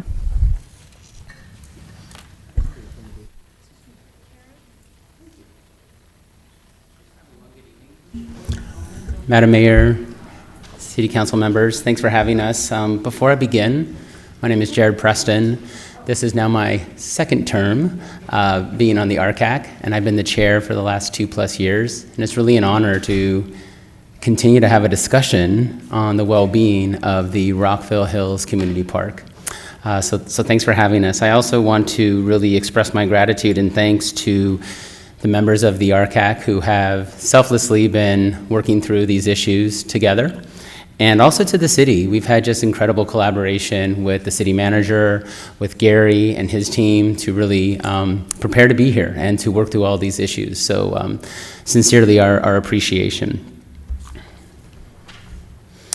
So before we get going, just to reorient you to what we're talking about, when we talk about Class 1 e-bikes, what we're talking about are, when we're talking about bringing e-bikes into the park, we're talking about Class 1 e-bikes, which are defined as pedal assist only bikes that are restricted to 20 miles an hour of assistance.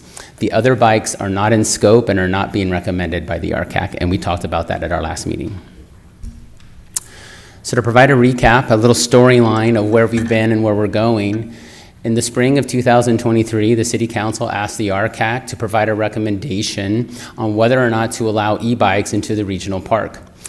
The RCAC worked through this and in May 11th presented our recommendations and our findings back to the City Council.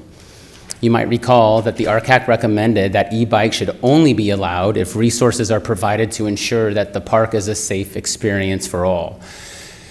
And we talked about several issues surrounding staffing, volunteerism, and increased interest fees being important for the initial adoption. As a result of our presentation, the City Council agreed with our recommendations and agreed not to allow e-bikes into the park until proper resourcing is provided to ensure a safe experience for users. I should caveat here that at that time, it was the RCAC's recommendation, and I think there was unanimous consent across the City Council that there was no objection to e-bikes coming into the park per se, but we did want to do our due diligence to make sure that the park was safe with an increasing volume of users. So after our presentation, the council asked the RCAC to work with the city to clarify the budget required and how to conform with the Rockville Hills Park Management Plan, and to provide solutions on how funding might be provided to support the implementation of the plan. So our discussion today will present our findings and our recommendations based on the City Council's instructions. So regarding the topic of the budget to implement the management plan, the situation is that the management plan continues to remain a viable plan to maintain the park, and the RCAC has evaluated the fit for purpose of the management plan to date. The management plan is not currently being implemented due to budget constraints. For example, the park ranger has been on a workers' compensation and not present in the park for the last 17 months. And I would also caveat by that saying, we have an amazing park ranger, but rangers are essential being on site to the park to make sure that the park is in good standing. They coordinate education, volunteerism, enforcement, rules, trail maintenance, park cleanup. The value that a ranger on site, present, brings to the park is almost immeasurable. We did an initial evaluation on the budget required to implement our management plan and to bring the management, the park up to par with the outlined expectations in the management plan. The management plan identifies 7 goals, and we believe it will take approximately $1 million to bring the park up to the standard outlined in the management plan. Of that $1 million, we estimate approximately $300,000 to $400,000 are annual variable recurring costs to keep the maintenance of the park. I won't spend too much time here. It does cost money to run this park, and we bring in revenue mostly from our cash machines, anywhere from $70,000 to $100,000 a year. Seems to be on a downward trend since COVID. And our expenses are running about $350,000 to close to $500,000 a year, with general funds subsidizing much of the current budget of the park. I should also say, but it is not enough. So the plan on how do we fund the park. So in working with the city, it's clear and no surprise to anyone in this room that there's a significant budget deficit with high priority city services having recently been cut.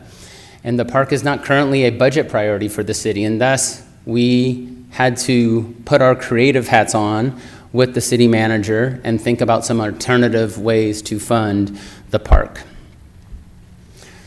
So creative idea number 1 is to consider repurposing the CFD 4A.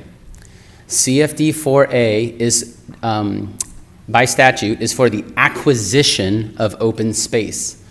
The city advises that it has no plans to acquire new open space as it cannot afford to maintain additional open space, and quite frankly, not afford to maintain the space that we have. CFD 4A currently has a balance of approximately $1.6 million, and our recommendation is to consider amending eligible expenditures of CFD 4A to acquisition and maintenance of city open space. Let's not kid ourselves. This will be a time-intensive effort, but the RCAC does believe this may be the best path forward for the long-term preservation and well-being of the park. Our second idea was to revise and evaluate the park use fees. The park use fees have not been updated since 2008, and the RCAC approved a motion to update fees and for a resolution to be sent to the City Council. The Council reviewed and approved the RCAC's resolution to update the park fees on December 17th, 2024, and those updates have now taken place at the park, are in effect. Having said that, it's a drop in the bucket, and we do not believe that the updated fee structure will make a meaningful contribution to the overall budget needs of the park. So in conclusion, our big idea was the RCAC recommends an effort to amend the CFD 4A. And before I close, I would also like to say we have been thinking hard. Our initial remit was to propose a recommendation on how to bring e-bikes into the park or not. The RCAC has had significant debate on this topic, so much so that we're going to close by asking the City Council to make a decision and help us kind of break the tie, if you will. So we propose 3 options, not exhaustive, but for your consideration. The first option is that we allow Class 1 e-bikes into the park, period, full stop. No contingencies, if you will.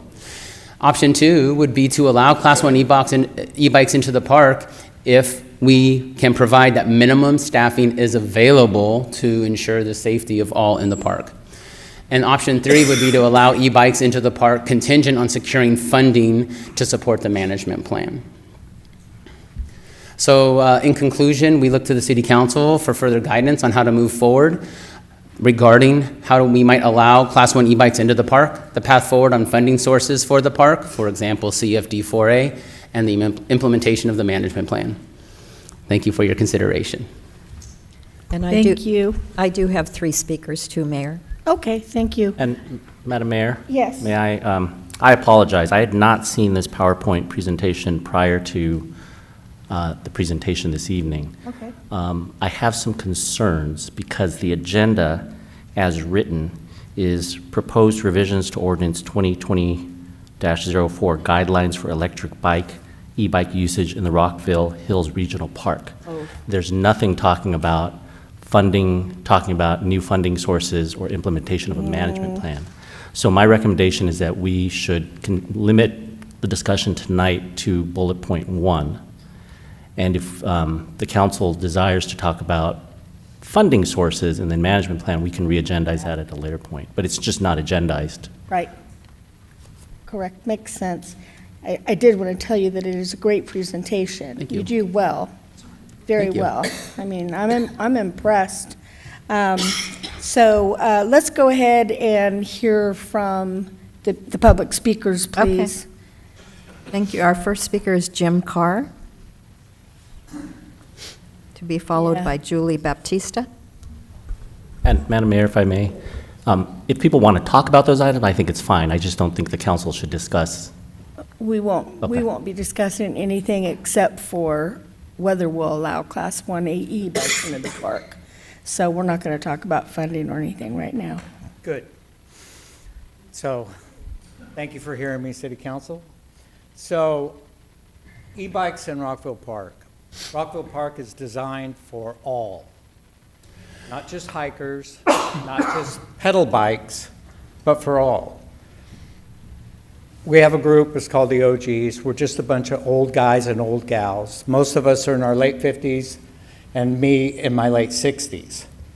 Pedaling up that hill is detrimental to my health because I can feel my heart ready to blow out of my chest. And so 2 years ago, when I got on an e-bike, it opened a whole new world for me. And we ride all over, from Santa Cruz to Tahoe, all the parks, and they're allowed everywhere. They're coming, and there's no stopping it. So if my group isn't allowed in the park, then because there's no ranger or any other issues, then close the park. Okay.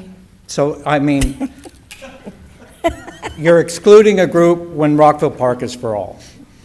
One other thing I wanted to bring up, and I know we were just talking directly about e-bikes at this point, but there is an issue of money. And I brought it up in meetings about starting some kind of nonprofit, some kind of foundation. If we could even just put donation boxes in the park. But because it's a city park, there has to be certain criteria to it. And so it's just a thought that I give City Council, because I know people in Green Valley, they want a parking lot, they want the cars off the street. This would generate a lot of money if we could take donations. Thank you for allowing me to speak. Thank you. Next speaker, Julie Baptista, to be followed by Vince Guisande. Good evening, Madam Mayor, Madam Vice Mayor Bertani, and council members. Thank you for this opportunity. My name is Julie Baptista, and I'm a volunteer at Rockville Park, and I have also been a park user for more than 40 years. I'm very familiar with the park. Tonight I have a few points that I hope you will consider in the discussion that you're going to have after the speakers. First, the Rockville Park user survey that you have in your packet was done in early 2023 when the ranger, who was the only full-time staff, was working full-time in the park. It's now been 1.5 years since the ranger has been able to be in the park, and regular visitors have seen the impact on the park, and Jared talked a lot about what's happening with the park and the importance of the ranger. So e-bike users are riding in the park daily now, and the numbers are steadily increasing despite clear signage at the gates of the park. They're increasing daily, even though it's very clear that they're not allowed in the park. However, e-bike users are welcome to ride at the Putwino Warclaw Kadoy Dihi Park, the open space right across the street. They're allowed to ride there. They're encouraged to ride there. And part of the reason for that is because there's a ranger, a full-time ranger present in that park every day. And there's also appropriate staffing levels to monitor their use, everybody's use in the park, and make sure they're safe, and to maintain the trails that are impacted by the users. We don't have that at Rockville, and we haven't for over a year and a half now. I am not opposed to allowing e-bikes into Rockville Park in the future. We can all play nice there together, and most people follow all of the rules and are very courteous to each other. However, increasing the number of users with no ranger present in the park to mitigate the consequences and the impact of the increased level of users, and there will be a lot more users, that's what concerns me. So I encourage the council to not revise the e-bike usage ordinance at this time, and not until a full-time ranger at minimum returns to the park. A ranger's presence in the park will support a successful transition by providing education, information, and enforcement to all of the park users. Thank you for your time and consideration. Thank you. And our next speaker, Vince Guisande. Did I say that right? Oh, what is it? Guisande. Guisande. Guisande. Oh, Guisande. If you meet one, they're related. Oh, I'm sorry. Thank you. I'd like to welcome my new colleagues. So I'm speaking here as a citizen. Thank you for having me, Mayor, Council, staff. I am part of the RCAC. You folks asked us to recommendations for Class 1 e-bikes, or for e-bikes. We brought the science. We brought the facts, not opinions, not hysteria, based on information we received from the North Bay Regional Parks, Napa Parks, who all allow e-bikes, just like everybody else. We did our due diligence. The science is, and the facts is, there's no added increase of erosion or whatever. There were no incidents, a rise in incidents when they introduced the thing. Now, we tie all this stuff into this thing with e-bikes. We're talking about e-bikes, okay? Funding for the park, staff, whatever, that's separate. Don't ball that all up and piggyback it onto the e-bikes. You're just burning it, all the CFD funding. It's great, yeah, we need all that stuff, but what does that have to do with our e-bikes, okay? We did the city survey. The city is ready for e-bikes to be in there. Like I said, I'm like Jim, I'm a senior, part of the OG group. We go around, and yes, it is a help. We're able to go to these places and use them. Now, but I can't use a park that's literally my backyard because I'm not allowed to ride my e-bike that helps us get up the hill. E-bikes are, it's an assistance. The bottom line is, like Jim had shared, if right now it's special interest. If you're a hiker, you get to use the park. If you're a regular mountain bike user, you get to use the park. But if you're an e-bike user, right now you can't use it, but we can go everywhere else.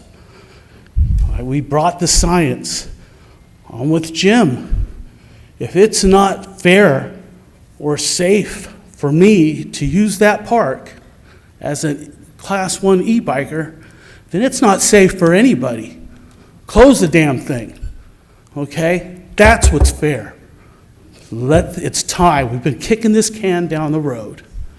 And here we are again, how long has it been? We talked about 2023 is when this first started talking about it. E-bikes are there, and they're coming. They're still coming. They're building them by the millions. It's time, folks. There's a reason why people like me don't join these committees, because it's frustrating. We want to get stuff done, not kick the can down the road. Thank you for your time. I got a question, Mr. Gasande. Sure. I came to one of the meetings, and there was a few gentlemen there that were in their 80s. You should ask. Is that true? Some of the people are that old that are riding in the park, a whole group of people in their 80s? I've never seen 80-year-olds on e-bikes up there. You know, it's an advanced park. You know, it's you should know what you're doing when you're going up there. So, but I personally, I don't go and ask people for their IDs, but you know, Right, there are folks that are up in age using the park. It's a beautiful park. And thank you, Vince, for not riding your e-bike up there. Oh, I would never do such a thing. You know. All right, is there anybody else who'd like to speak on this item? I do see one hand raised online. Valeria, is that for item L2 for e-bikes? We have Cornet. You have 3 minutes. Oh, okay, thank you. Go ahead, Jorge.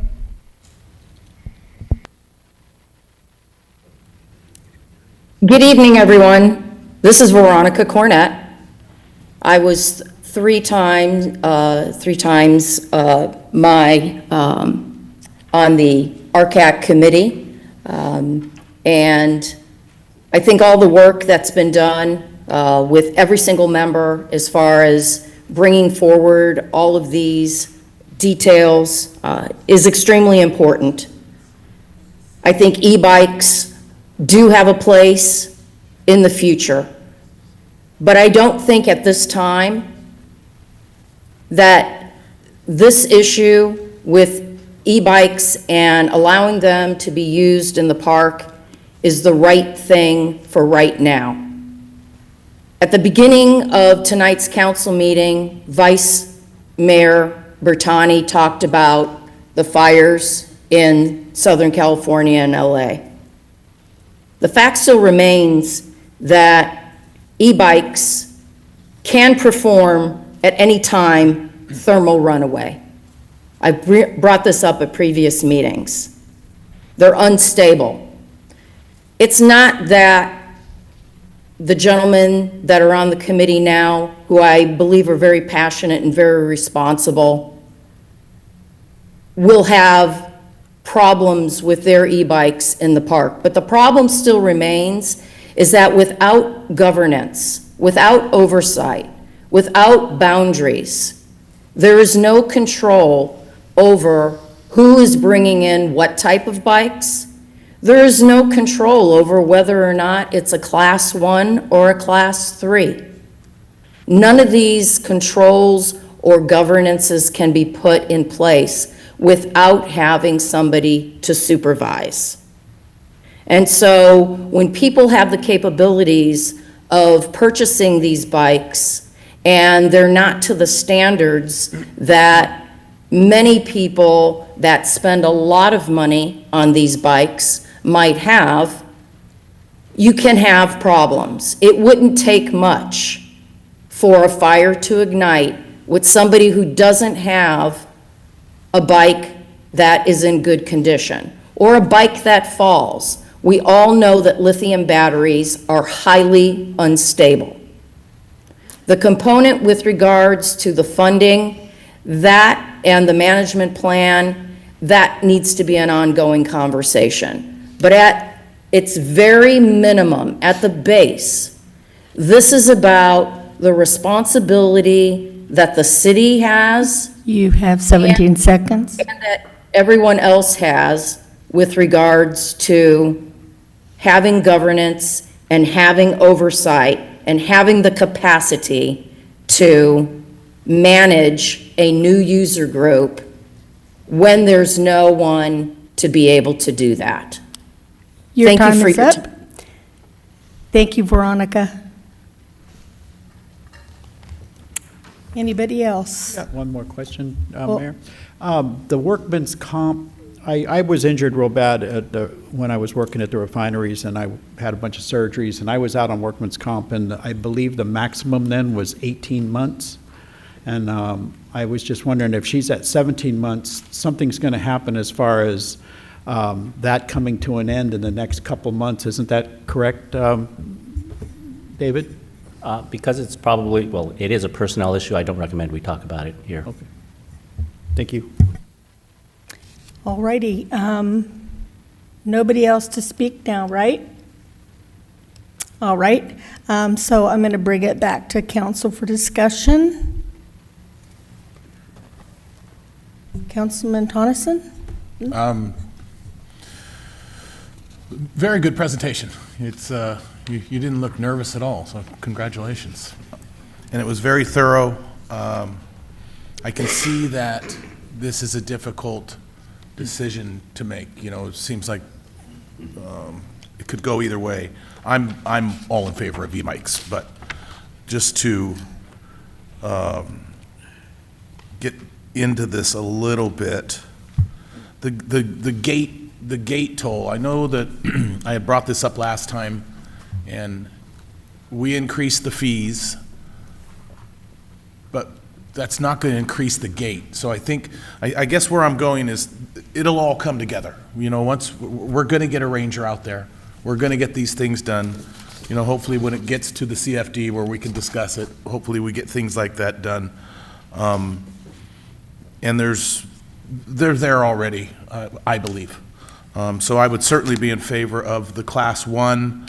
I didn't quite understand the Class 2, but thank you for explaining this. It's a throttle versus a pedal. But that's where I stand. I'm not, the gate thing bothers me just because, you know, it's just, but for me, I'm fine with e-bikes. That's all for me, Mayor. Thanks. Councilwoman Williams, please. Thank you, Mayor.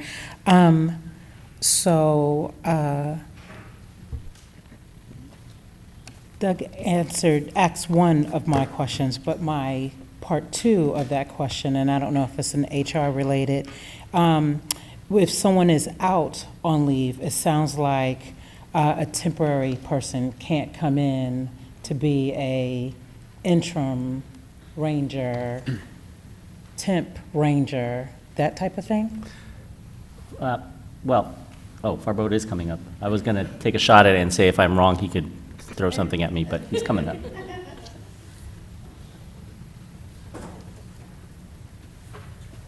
Sorry, I didn't mean that. I just wanted to see if you wanted to. Good evening, members of the City Council, Mayor, Vice Mayor.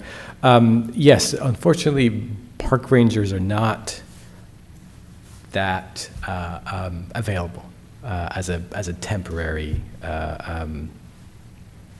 gig, if you will. So we haven't been able to find someone temporarily to be able to fill that gap. Are you saying it's a specific skill that is Yes. difficult to? Find someone. We would have to probably maybe find a consulting firm that does that sort of over multiple parks. We have not looked into that. That's something we can discuss with the city manager. But an individual, sort of temp employee, it's been difficult to find. And what about other folks in Park and Rec that could be developed for this, or junior park rangers that are So- in this area? So currently, we don't have a classification like a deputy park ranger or a junior park ranger. That kind of work would have to be done basically out of someone's classification, and there's a whole process for that. We don't really have any staffs currently that would be able to come in a short period of time to be able to pick up where our current ranger left off. Right, and so it sounds like we can talk about it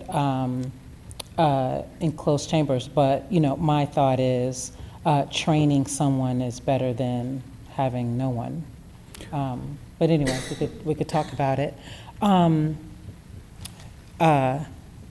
So my next question is more for our city attorney, and it is surrounding what is our risk analysis?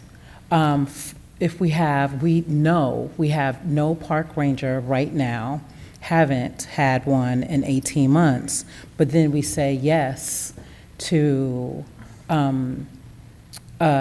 e-bikes, and something happens. So it's always difficult to sort of hypothesize potential liability. I would say anytime you have any open space or park and you have supervision, that's probably going to be a little bit better for your liability, but it's not going to be dispositive. You know, it's kind of like why you have, and I don't mean to make this as an apples to apples, oranges to oranges comparison, but you know, when you have a pool, you have lifeguards, obviously, to reduce liability. If you have a ranger, I mean, biking is an inherently hazardous occupation. And if you're on a trail, I ride mountain bikes. If you're on a trail, there's not a ranger like running alongside you, following you. So I would say the liability is probably low, because even if you had a ranger at the gate, if somebody says they got injured and they say, well, if you had had a ranger, I wouldn't have been, well, again, rangers are not running up and down the trail with you. So I find it hard to see how somebody would make a claim that because there was not a ranger at the gate, that is what led to them being injured or an accident higher up on the trail. I mean, it's a big park, and mountain biking is inherently risky, and you kind of take that risk. So I guess the answer is, I'd like our chances if somebody said it was because of the ranger not being there. Don't quote me on that, though. Is it possible to share some things that we've learned as well on that? No, from the RCAC? It's up to the mayor. Okay. Sure. Speaking on behalf of what we've learned, not personal opinion here, the fact that the ranger is or isn't in the park is certainly one issue. It's also the services they provide to organize lots of other things. So the issues that the RCAC has talked about is we haven't had trail crew to maintain trails in a long time because the ranger facilitates the organization of trail crew. We are unable to execute on volunteer type programs because the ranger does those things. So there's lots of other things that kind of go into that decision, not just whether or not the ranger is on the park, but there's the well-being of the park that is activated by a ranger on many different dimensions. So I just wanted to, that is something in the presentation, something we've talked about. Thank you. Yes, Councilwoman? So what I would want to add to, in the part of the discussion to my colleagues is, that I've attended an RCAC committee too, and really impressed by the passion of all, not only the board, but the people in the audience that were part of the conversation. It was really impressive. I have to admit that I want a e-bike real bad.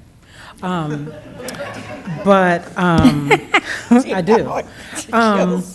But I also know I'm a klutz. So that's my fear. So when I think of this issue, I think of a klutz like me that, tech have, I want to be on a techie cool bike. And I just go up there and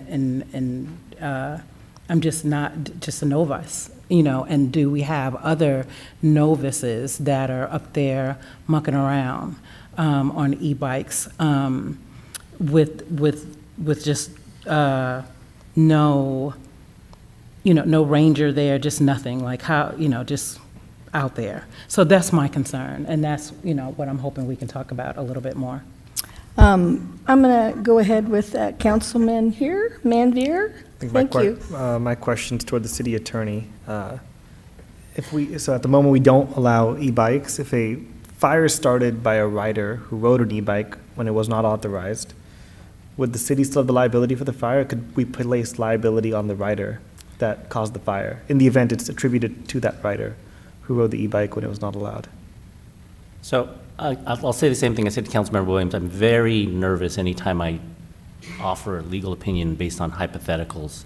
I think I've never heard of an e-bike starting a fire, first, never. I mean, and I'm not an expert on wildfires, you know, I don't track the wildfires, you know, around the world, but I have not ever seen a story where an e-bike started a fire. And having ridden e-bikes, I'm not even sure you could get a flame going on one, so there's that. But I mean, the city always has liability. I mean, by virtue of us providing services to residents, by having parks, by providing recreation, we will always incur some sort of risks. So I'm not trying to minimize. I know it's not the answer you're looking for. I know you'd like a solid yes or no answer. It's just when you're dealing with hypotheticals, yeah, it totally depends. You know, if he's riding a e-bike, somebody's riding an e-bike with, like, you know, fireworks strapped to the back of it, you know, probably they're to blame. You know, if they're smoking a cigarette while they're e-biking and they toss a cigarette, they're probably to blame. I guess I'm answering my question. I've had trouble believing why we would be at fault, because I just can't see a regular e-bike starting a fire. So, I don't know. Is that all you had, Councilman Sandu? This is just kind of off the cuff, but if there's an issue regarding maintenance of the park, it's become abundantly clear we have a strong presence of the Scout program in Fairfield. And I would Yes, love sir. to add this as a badge. If they would be okay with it as a badge of it, once a month, once a week, please help us with our trails. I got lots of teenagers that need service dogs. We have a lot of land that needs to get covered, so. And a lot of high schoolers need service dogs. So I don't know if we could do something like that, but just an option. It's a good idea. Thank you. Anybody else? Madam Vice Mayor? Yeah, thank you. Thank you for a great report. So, Mr. City Attorney, I'm going to ask it another way. Uh-oh. So we currently have an ordinance in place, and according to this report, staff's report, it says, due to the delicate nature of the single-track trail systems in the park that created unsafe conditions for fellow trail users, the council authorized an update to amend Chapter 12B of the Municipal Code to prohibit riding or operating of e-bikes in the park in March 2020 by Ordinance 2020-04. That's in the staff report.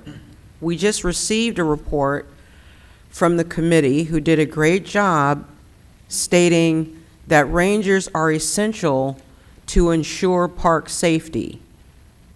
Now, in that context, this city council overturns that ordinance that was due to safety concerns, and we do so knowing that we do not have a park ranger who is ensuring park safety, not just for e-bikes, but for maintenance and all the other things that's in this report.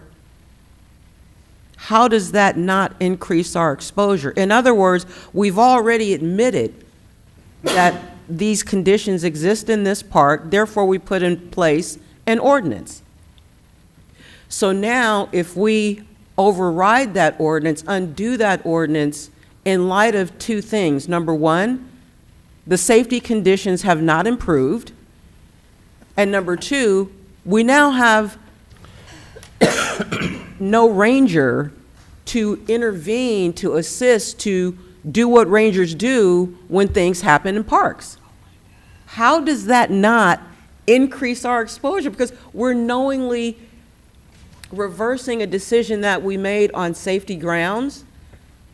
So we're reversing our position initially, but we're reversing our position in arguably more dangerous conditions, because we don't even have a ranger anymore, so the maintenance is not up to par. And I mean, I don't ride e-bikes, so I don't know about the fire dangers, but I'm just saying from a point of safety of the people who are in that park. Now, of course, I hear that there are e-bikes in the park and they're riding, but they're in violation of an ordinance that's in place, right? So the city is not condoning that. So if something happens, I mean, the city's got an argument, hey, look, it's not like we rubber stamp this thing. It's an ordinance in place that said you shouldn't be doing it.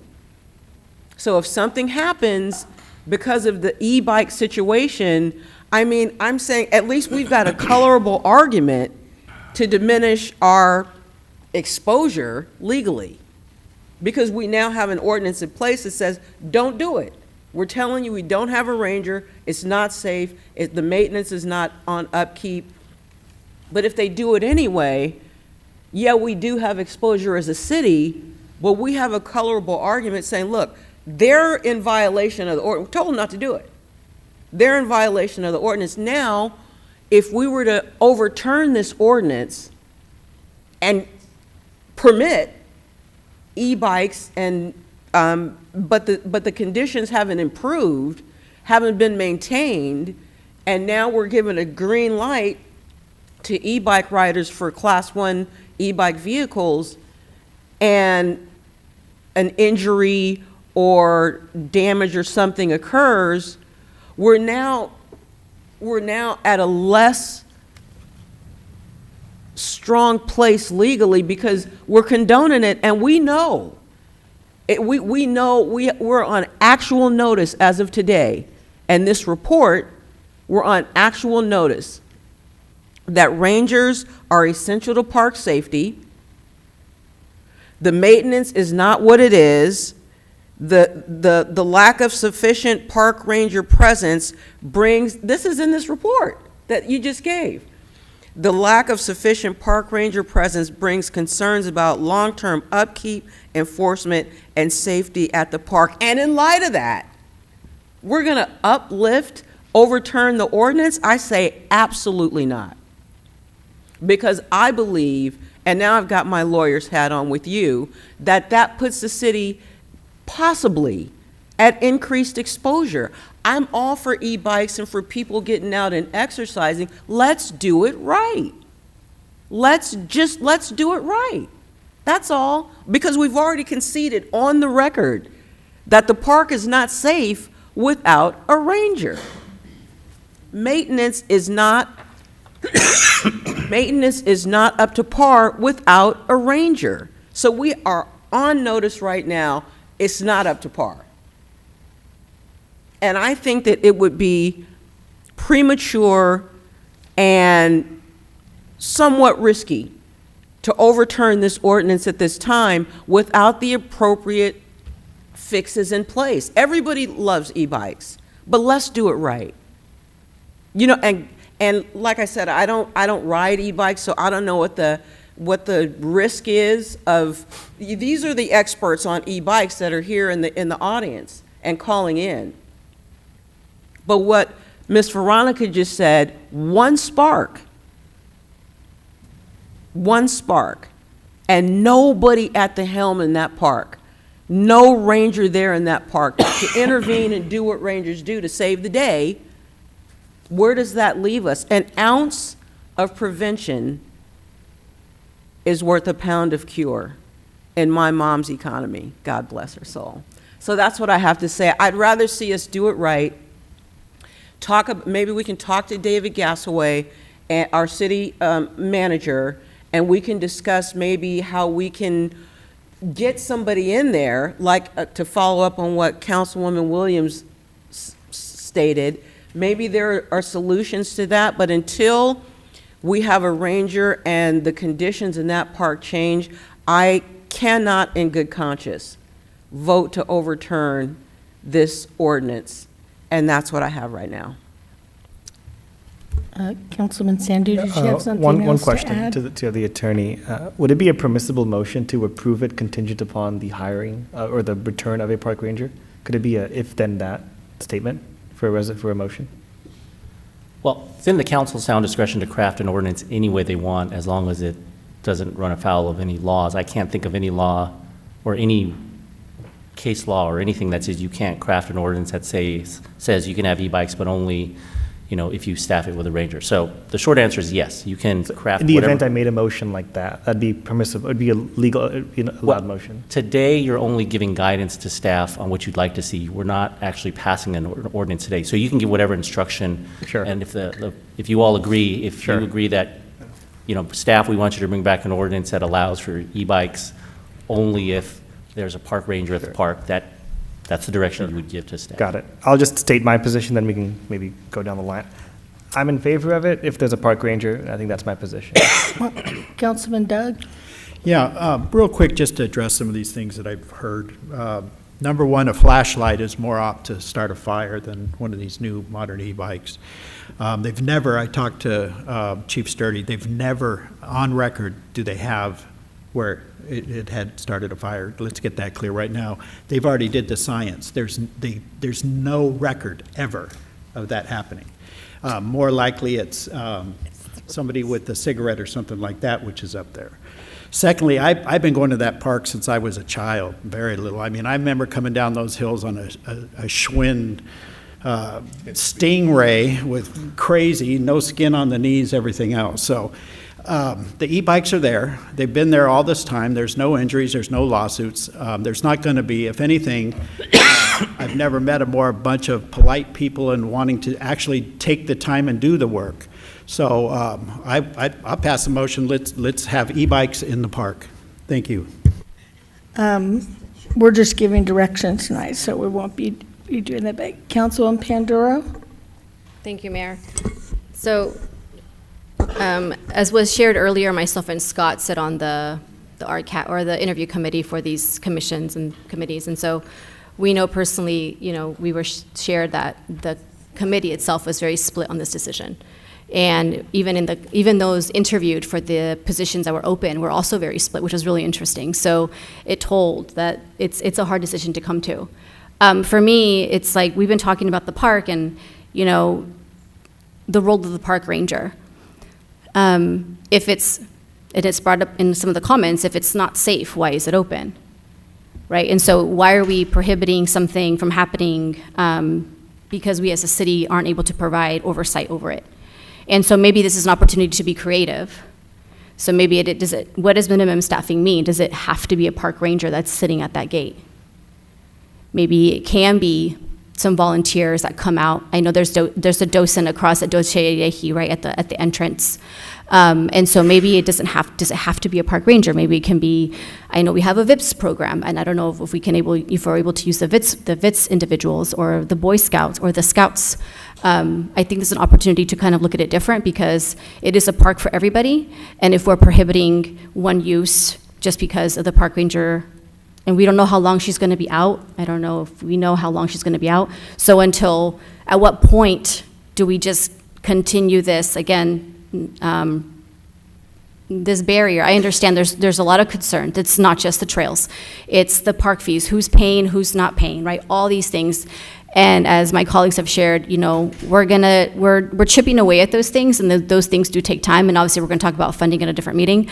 But and then I had a question around the ranger. If and when we do have a ranger, because I know I've been there, and I know out of all the times I've been there, she's stopped me like one time to ask for like my ticket to show that I paid. And so how much, she's one person out of an entire park. I guess what kind of like authority, does she have the ability to give out tickets? Like, yeah, she does, okay. So yeah, again, I think it's an opportunity to be creative, to see there might be another way to get other types of volunteers out there, if that's possible, if that's legal. I think there are people that wouldn't mind being out there and hanging out outside and spending time in the park and talking to folks and educating them. That's another big part, right? People don't understand where that money's going. They don't know that they have to pay to walk in, not just to pay in the lot. There's a lot of opportunity to educate the community that's using the park, both present there and then maybe just on social media, just talking about more about, the history of Rockville and like where does the money go and like what is the money used for and like what is an e-bike and the misinformation that I think kind of goes around the starting the fires, the pedal versus the class 1 versus class 2. I was not aware. I knew they existed, but I had no idea the variety of bikes. And so this has been really educational, and I think that's the part of the community also needs to be educated on the different types of bikes and the damage that they can or can't do, and the damage that they do or don't do to a trail. Those are my comments. Thank you. Councilman Tonneson? Okay, I know we're beating this dead horse here, so I'm sure we just need to take a vote, but I don't know what other parks are like. I don't know if they all have rangers. To me, it feels like punishment to the e-bike users. There's no ranger up there now. Why are we punishing one group? And I'm with Doris. Is there something that, because is a park ranger a firefighter? Is a park ranger a medic? I don't know the answers to those. I'm pretty sure they're not firefighters. But what is the park ranger's role if someone gets hurt or if there's a fire started? My guess would be to call the fire department. And my guess would be if there's a fire started or if there's an accident and there's a bunch of people in that park, you would call the fire department or call whatever it is. So I see this more as a punishment to e-bikers, but I would be fine with it in a Dorset or some kind of a crossing guard. You know, I don't know what they do at, I'm not even going to try to pronounce Pat Wino's full name, but can you share? Is there something we can share? I mean, there just seems to be something we can do versus closing the park down because there's no ranger. It's been open for 18 months, 17 months now without a ranger. Accidents happen. We're a big city. We're the 7 of us sitting on this dais. In closed session, we have approved some large settlements. The cities are at risk for things. So anyways, initially, I was for it, and right now I'm for it. So it's my thoughts. Anybody else want to kick the dead horse? Vice Mayor? I just want to clarify, number one, that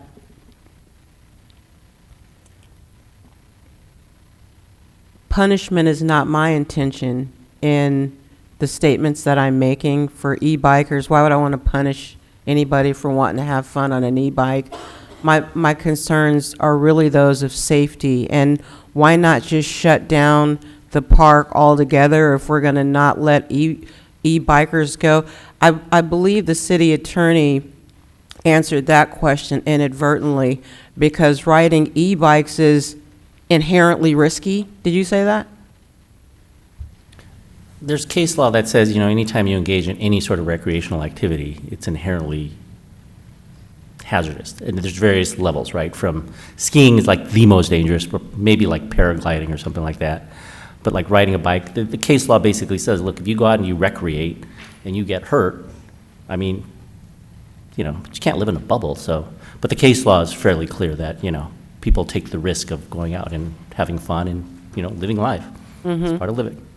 So you're saying that, I mean, in general, e-bikes are inherently risky, as would be maybe hiking a trail. Yeah, walk out, crossing the street, going for a jog. If you go jogging through the streets and, I'm a runner. If I go running out on the sidewalk and I get hit by a car, it's a risk. Okay. I just wanted to make that point of clarification, and to speaking on my behalf is not about punishment, it's about safety of our residents. All right, and I have a couple of comments, and then I'm going to give direction based on what everybody said, because we're not going to be voting on e-bikes. Tonight, we're supposed to give direction on an ordinance. First of all, I did a quick Google search, and e-bikes do start fires, a lot of them. Yeah, that's just the truth. You can look it up. It's real. And there are a lot of reasons for it. I was reading through it, and I'm not going to get into it. But I'm for the e-bikes up there. Anyway,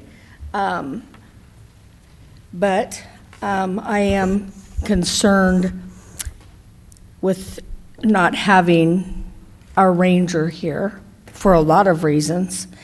And one of those reasons is that even with one ranger, as people have said, it's not enough. We've been understaffed forever. This is how injuries are made. This is how people get by doing things and doing illegal things in the park, which all happens. And so I think it is a time that we should go back and look at some creative ways, Councilman Panduro said. And it sounds to me, I guess I can't tell 100%, but maybe a majority of the council is for the e-bikes now, and a minority would like to have other. But so I would say that we need to, should we vote on whether to bring that back? So if it helps the mayor, I've been tallying your comments. Yes. So what I have, and council members can correct me, but I have as a straight yes, Councilmember Tonneson, Councilmember Carr, and Mayor Moy. I have a hard no with Vice Mayor Bertani. I have a maybe with conditions from Councilmember Sandu, so he's saying yes with a ranger. Councilmember Panduro said creative, so I put her in the maybe category because she didn't really say exactly what she wanted. And Councilmember Williams kind of did the same thing as Councilmember Panduro, didn't really indicate where she was going. She's a no. She's a no. And you'd make me a maybe. I like them, and I think they should be up there, but not right now. So it sounds like... I'm sorry, I'm laughing because by putting yourself in maybe, you now have 2 yeses, 2 nos, and 3 maybes. All right, so we're not gonna have staff do anything. You're a yes? She's a yes. You got 3 yeses, a maybe. Huh?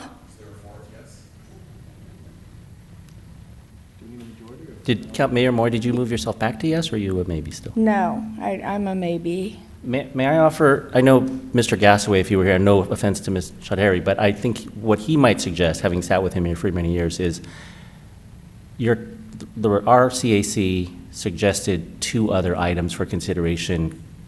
Yeah, they did. With this, and part of it was path forward on funding sources. And we know that the council received a budget update Yes. at the retreat a couple weeks ago. One thing the council could consider is just saying, let's bring back this item along with a report on path forward for funding, because if you say we want to do this, but people seem to agree that a park ranger is a good thing, as you all saw from the budget presentation, there may be realities that staff may want to bring forward about the realities of funding a park ranger. And I do apologize to Ms. Chowdhury, this is probably her purview to say this. I'm kind of going beyond my purview as your city attorney. Well, But then you're fired. Did you want to say something? that'll save you a lot of money. Yeah, I think that makes sense. Why, let's do it all at once, but, yeah, because it makes sense if we're going to get a new funding source, and then we can get these things under control and get 2 rangers up there, or a ranger, 1 at least. And I do want to say that I personally know the ranger, and I speak with her, so I will not talk about what she's told me, but I will say that, yeah, we need to really think about how we do things in the open space, seriously. And we need to look at some creative things, and I heard some great suggestions tonight about it, and I think we should explore all those. Yes, Madam Vice Mayor. I don't think they've decided. I would say that this, at least from my perspective, would be a very different conversation if we're talking about repurposing the CFD funds to facilitate not just acquisition, but acquisition and maintenance, because now we got some money on the table where we can talk about minimum staffing. I know this is not agendized, so I'm just saying it would be a different conversation if that were a part of the conversation, because now we've got something to work with. And so everybody gets a part of what we need to move forward. I would have a totally different conversation about this, because we have some resources to work with. Yeah, and I can add on to that, if that's a future direction, that not only can it be used for maintenance, but we can also use it for resources and management. So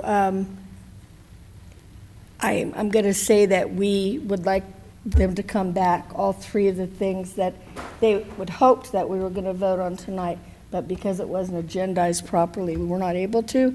So that's what we want to do. Does that make sense? Would you have any further direction for the RCAC, or would the documentation and the work that we've done so far support the future needs of the agenda? I think that this doesn't need to be changed. You did a great job. Can I address Councilwoman Bertani's concern? At the next meeting. We're closed with the, I don't mean to be, but yeah. Okay, so you got direction? So if we understand correctly, we're coming back to council with the proposal on what we can do with the CFD, possible funding options, as well as different, like volunteer or other options on the staffing, just looking at ideas. What's the direction on the e-bike? We're just holding that off until? 1, 2, 3, 4, 5 head shaking. Okay. That's correct. Okay, thanks. Thank you. All right, that wasn't painful And at all. yeah, no, and just to put an exclamation on that clarification, I would hope with an emphasis towards how can these repurposed CFD funds be used potentially to fund not just maintenance up into and including staffing. Okay. Got it. All righty, we're going to move on. Does anybody need a break up here for the restroom? We're good to keep going? We lost somebody, is that okay? Yeah, yeah, we're good. Okay, we're going to go to item L3 then, please. Item L3, Resolution 2025-25, joint application with Danco for Home Key and funding, or Home Key Plus funding, authorizing the City of Fairfield to submit a joint application with the Danco Group to apply for Home Key funding to build permanent supportive housing. And our presenter is Senior Housing Project Manager LaTanya Terrones. Good evening, Mayor, Vice Mayor, members of the City Council. Today we're asking for you to adopt a resolution for the city to submit an application, a joint application with Danco for the Home Key Plus, which would support permanent supportive housing. We brought a funding to you the last time that we met to support the application that would go forward because it's the application itself requires some level of support from the city. And so we asked today that we're able to submit the application to the Housing Community Development Department of the State of California. So Home Key, the Home Key program is a state-funded initiative. The program is backed by HCD, and the purpose and impact of the program is a statewide effort to develop permanent supportive housing for veterans and individuals facing mental health or substance use challenges who are at risk or currently experiencing homelessness. Eligible developers must secure jurisdictional support and submit a co-application for the project, which would be funded by HCD. The city's role, while the city will not own the project, there would be regulatory restrictions that the city would be able to impose to ensure compliance and long-term impact with the project. So exactly why Home Key and why permanent supportive housing in Fairfield? So first, the project has a significant impact on reducing the city's unhoused population. Stable, affordable housing is the foundation for addressing homelessness in a meaningful and lasting way. By moving individuals and families off the streets and into secure housing, we not only improve their quality of life, but also reduce the strain on emergency services, law enforcement, and public health systems. This project provides a direct path to housing stability, offering a long-term solution rather than temporary relief. Second, this project helps the city meet its regional housing needs allocation, also known as RHNA. As you know, every city in the state of California is required to plan for and accommodate a specific number of housing units to meet regional demand. This project directly contributes to those mandated housing goals, ensuring compliance while also addressing the pressing community need. Meeting our RHNA targets is not just about fulfilling a state requirement. It's about ensuring that Fairfield has a balanced, diverse, and sustainable housing supply that serves all residents. Thirdly, this project is a low investment, high return opportunity for the city. By leveraging strategic partnerships and available funding sources, the city can maximize its financial impact. With the modest of investment of about $1 million, which you have already approved, and which were allocated from state funds that the city received, this application, through a partnership with a developer, has the potential to secure over $20 million in additional funding. These funds will provide safe, permanent housing for the unhoused population, reducing reliance on costly emergency services. The return on investment is significant, not just in economic terms, but in the long-term benefits of increased housing stability, economic mobility for residents, and reduced costs associated with homelessness. Applying for Home Key Plus funds also alleviates the burden on other city and county resources, making this a fiscally responsible decision. And finally, this project aligns with the city's commitment to deconcentrate poverty and eliminate housing discrimination based on income. State and federal guidelines mandate that affordable housing cannot be confined to certain areas. The city has a responsibility to ensure that all residents have access to housing throughout the community, fostering economic diversity and preventing the segregation of lower-income households.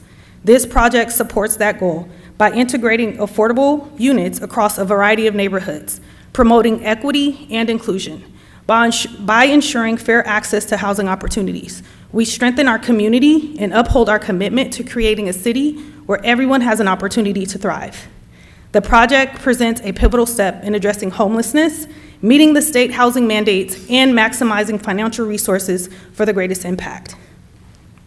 And just bringing forward to you again, the project that we're discussing is the project located at 3331 North Texas Street, a motel conversion of up to 100 units of permanent and supportive housing for homeless and at risk of homeless individuals. Again, we're discussing bringing forward an application to apply for that funding resource. The application would be for about $23 million. Next, I'm going to bring up Danco, who would be the co-applicant for this particular project. Yes, sir. Just sitting dinner, okay. All right, let's see, get my notes. All right, good evening, Madam Mayor and Vice Mayor and City Council. My name is Chris Dart. I'm the president of Danco Communities, the developer.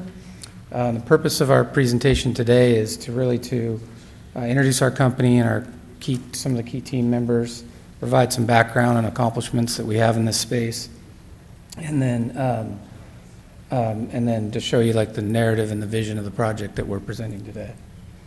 Thank you for allowing us to be here and present. Again, my name is Chris Dart. I'm the president of Danco Communities.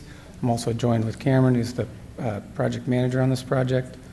I have 32 years experience in the construction industry and about 20 years developing and building housing projects, federally funded housing projects throughout the state and in other states as well.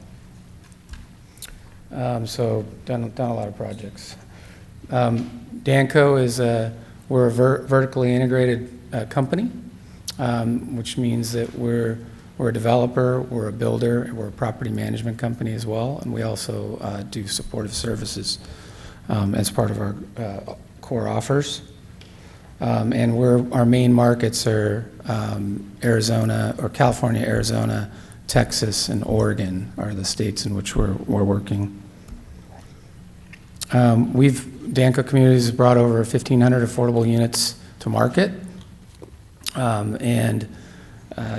Just this, in 2025, we have quite a few projects under construction right now, so we're bringing another 600 to market just in 2025. So combined, after this year, we'll have about 2,000 units that we've produced in our history.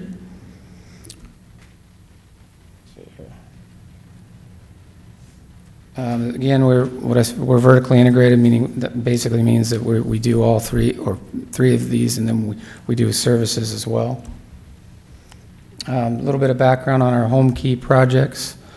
We have over 800 units that we're currently operating as permanent supportive housing units. But in terms of home key, we have produced 5 projects since the home key started. First one, well, these aren't in order, but one of the ones is West Village Studios in Arcata. It was a formerly Red Roof Inn, which we converted to 78 units using the home key program. We also produced a 93-unit supportive housing project in Sacramento, downtown Sacramento, on 12th and H, which was an old Best Western. In Oakland, we have done 2 projects, one called Temescal Commons, which is a small project that targets veterans specifically. And then over by the Coliseum, we converted another motel, a 36-unit motel, which we're opening next month. And then we're just started construction on another project in Sacramento called, it was Super 8 in the county, that is 119 units of housing. So we've had a project in every round of home key since its conception. I'll go quick through these. This is some pictures of West Village Studios in Arcata. The thing to point out here is that the project is located in a community area where there's services, there's a grocery store, there's restaurants, there's actually other motels and housing in the area, and this project was converted and in that location.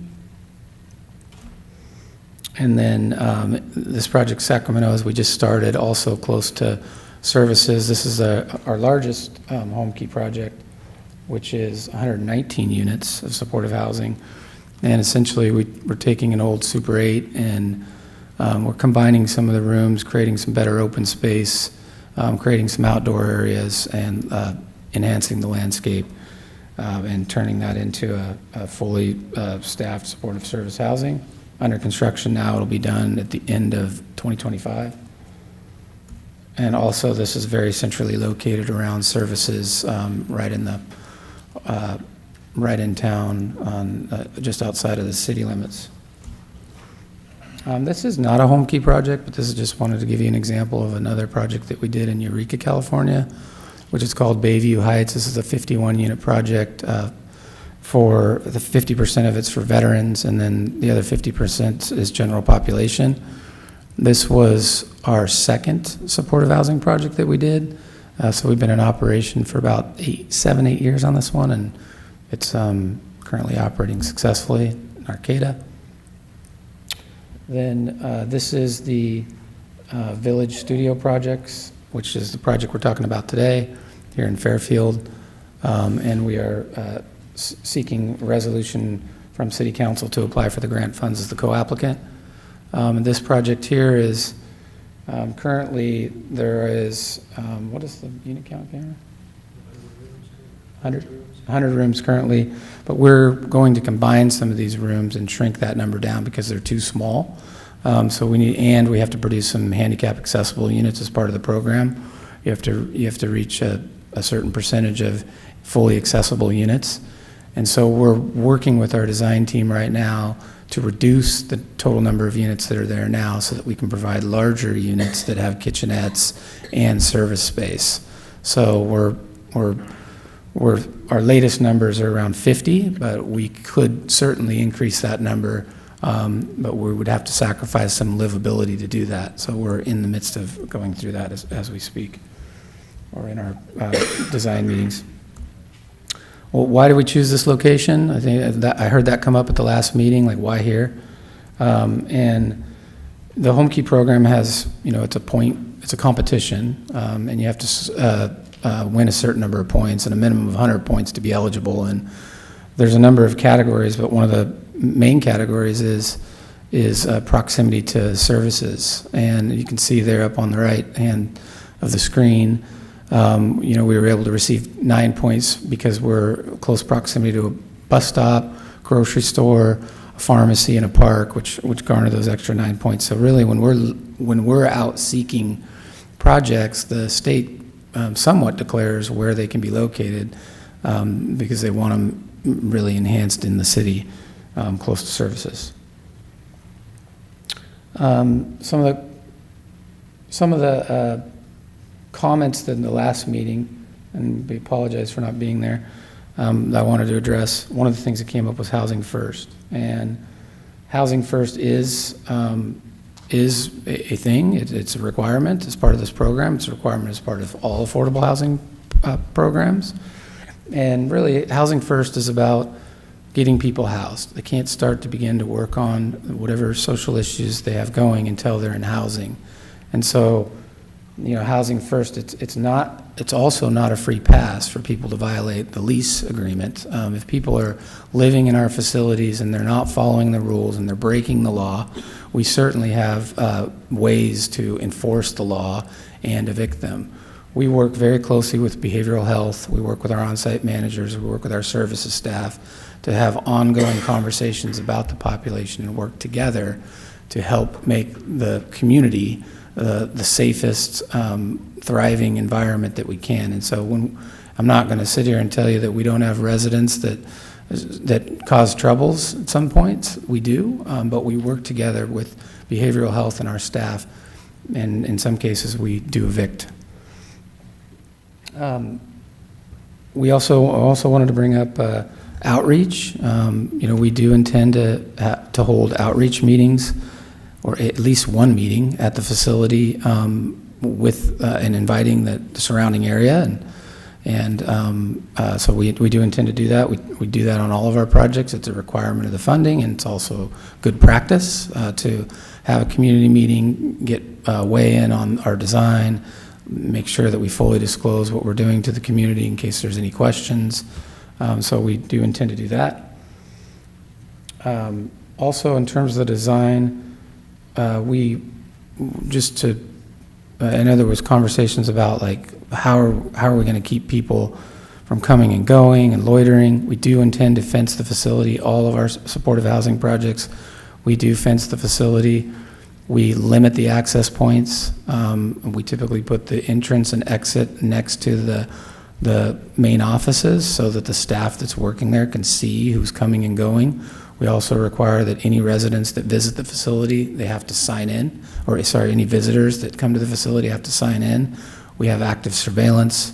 We always have staff at the facility into the late evenings. Typically, our staff are working till at least midnight. We do multiple shifts. And so we really work to keep the community safe. We understand who's coming and going, and we design the facility around access points so that we can keep a pulse on that. And then to conclude here, our request is, again, it's about $21 million as a resolution to the state. We will use that fund for acquisition of the property. We will use it to renovate the existing facility, provide kitchenettes in every unit, do handicap accessible upgrades. We will do electrical modifications, so every unit has to have a dedicated circuit. So we're going to strip the whole project down to bare walls and redo all the electrical, all the flooring, all the plumbing, and all the drywall. We will go through all the systems and ensure that the project can last at least 20 years with the funding that we have, so we'll set it up to where it can make it 20 years. We are actively working with the Housing Authority for the project-based vouchers for the unit, and those are a 20-year contract. And so at the end of those contracts, if they were to renew, then we could bring in additional financing and re-up it. We do have a 55-year regulatory agreement. I know that was brought up in the last meeting as part of the Home Key program that will be recorded on site. What we've done in the past is in the event of loss of subsidy, because I know that was a question that came up in the last meeting, we put in the regulatory agreement and the agreement with HCD that those units can float up. So in the event that we lose subsidy and we no longer have subsidies to support folks that are previously homeless at the extremely low income category, that we could float up as high as 60% AMI and convert those units to regular affordable. So that's typically how we've structured our agreements, so that it anticipates any potential loss of subsidy at the 20-year term. And with that, I will conclude and be available for any questions you might have of me. Thank you. Questions? Yeah, we can do that if you don't mind. We'll take public comment first and then, okay, yeah. I just have one card, Liana Magnuson.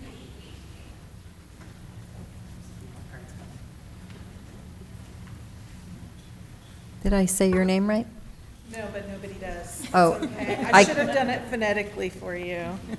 How do you say it? Lene. Oh, Lene, okay. Yes.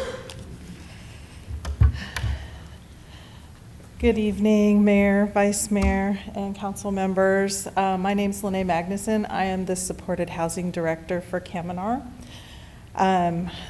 Solano is one of my regions. I have Contra Costa and I have San Mateo. And I just want to let you know that I've seen what Project Home Key can do for the homeless services in those areas. I have DeAndre Richard with me. Everybody knows Dre. And Kaminar operates the coordinated entry system in Solano County. And what I really want to see is that this is adopted so that we can again get people off of the community queue and into housing in Fairfield. And I know we've had that experience in the last couple of years, and we would really like to see it happen again. It's really magical when you can bring people in and have them housed. Dre, do you have anything you want to say? And I hope it's okay that Dre can speak too, as Oh, thank you there, Chair. Sure, hi, Dre. Hey, how you doing? I'm Madam Mayor, Vice Mayor, and Council. Just to add on that, I know that Home Key is a project that works, and so I know Danco does a really good job. I've seen some of their projects in Sacramento, and converting motels and hotels to permanent supportive housing units is to me the best way to do it. And if you look at Fairhaven Commons, that project that was here in Fairfield, it's pretty similar. I mean, being able to have those services there so the folks, it is a housing first model, but with those services that are there to help the folks, once you've been unhoused and then you move in, it doesn't stop. You need that support to learn how to be housed, right? That's So right. the services coming with the unit is great. So just wanted to mention that. Fairhaven Commons was a success for that too. Yeah. Also, I want to point out too that Danco and the Housing Authority spoke with us to say, hey, what worked at other projects and what hasn't, and they seem to be really targeted in. They already kind of know the problems that can happen. You need to have services begin before people are housed, and that is a very well taken lesson. And so just want to, again, hopefully you will approve this. Thank you. Lenny? Thank you. Yes, go ahead. So You need to ask the chair next to you. Doug, can I ask a question? Thank you. You're the Kaminar, is it the building, Dre, that when you were here last time? So I voiced my frustration last time with that building. It has been a little bit better, but it's still an eyesore. Will those people qualify to go to a Home Key project? In general, is there something that would prohibit that? I see. So you're talking about Empire, our Right. Kaminar location. If they're in the community queue and they are able to, they qualify, yes, they could be referred. I guess I'm, You're the asking, ones that will are they sleeping go? around your building, are they going to be in a queue? I'm going to say they probably are already in our queue. Dre would know better than I would. And those that are out on the streets homeless are prioritized. Okay, thank you. Yeah, definitely. I believe the city folks that have last slept in the city of Fairfield are prioritized for this project too. So yes, they would be prioritized. Yeah. Okay there, Chair, go ahead. And this isn't a first point of entry, correct? They wouldn't be coming directly from the streets into the, you would have other services in place prior, so it's not a first point of entry. Is that correct? I'm going to say theoretically it could be. It's housing first, so it is possible that they're entering housing first. Probability is that in other projects that we've seen, they're in shelters, they're staying. Once they find out they're in housing, folks really want this, and they will find someone to stay with for a couple of weeks while they stabilize. For other projects that Kaminar has done, we've gone out and located people and provided services ahead of time when we've had the contract to do so. Connected to behavioral health. Yes, yes, absolutely. So the SMI and connected to, so severely mentally ill is the SMI diagnosis that behavioral health uses to qualify folks for these units. And that's done through coordinated entry, so they should be connected. Anybody else have questions of these two, or, okay, thank you. Thank you. I do have one more speaker card now. Chris Palomo.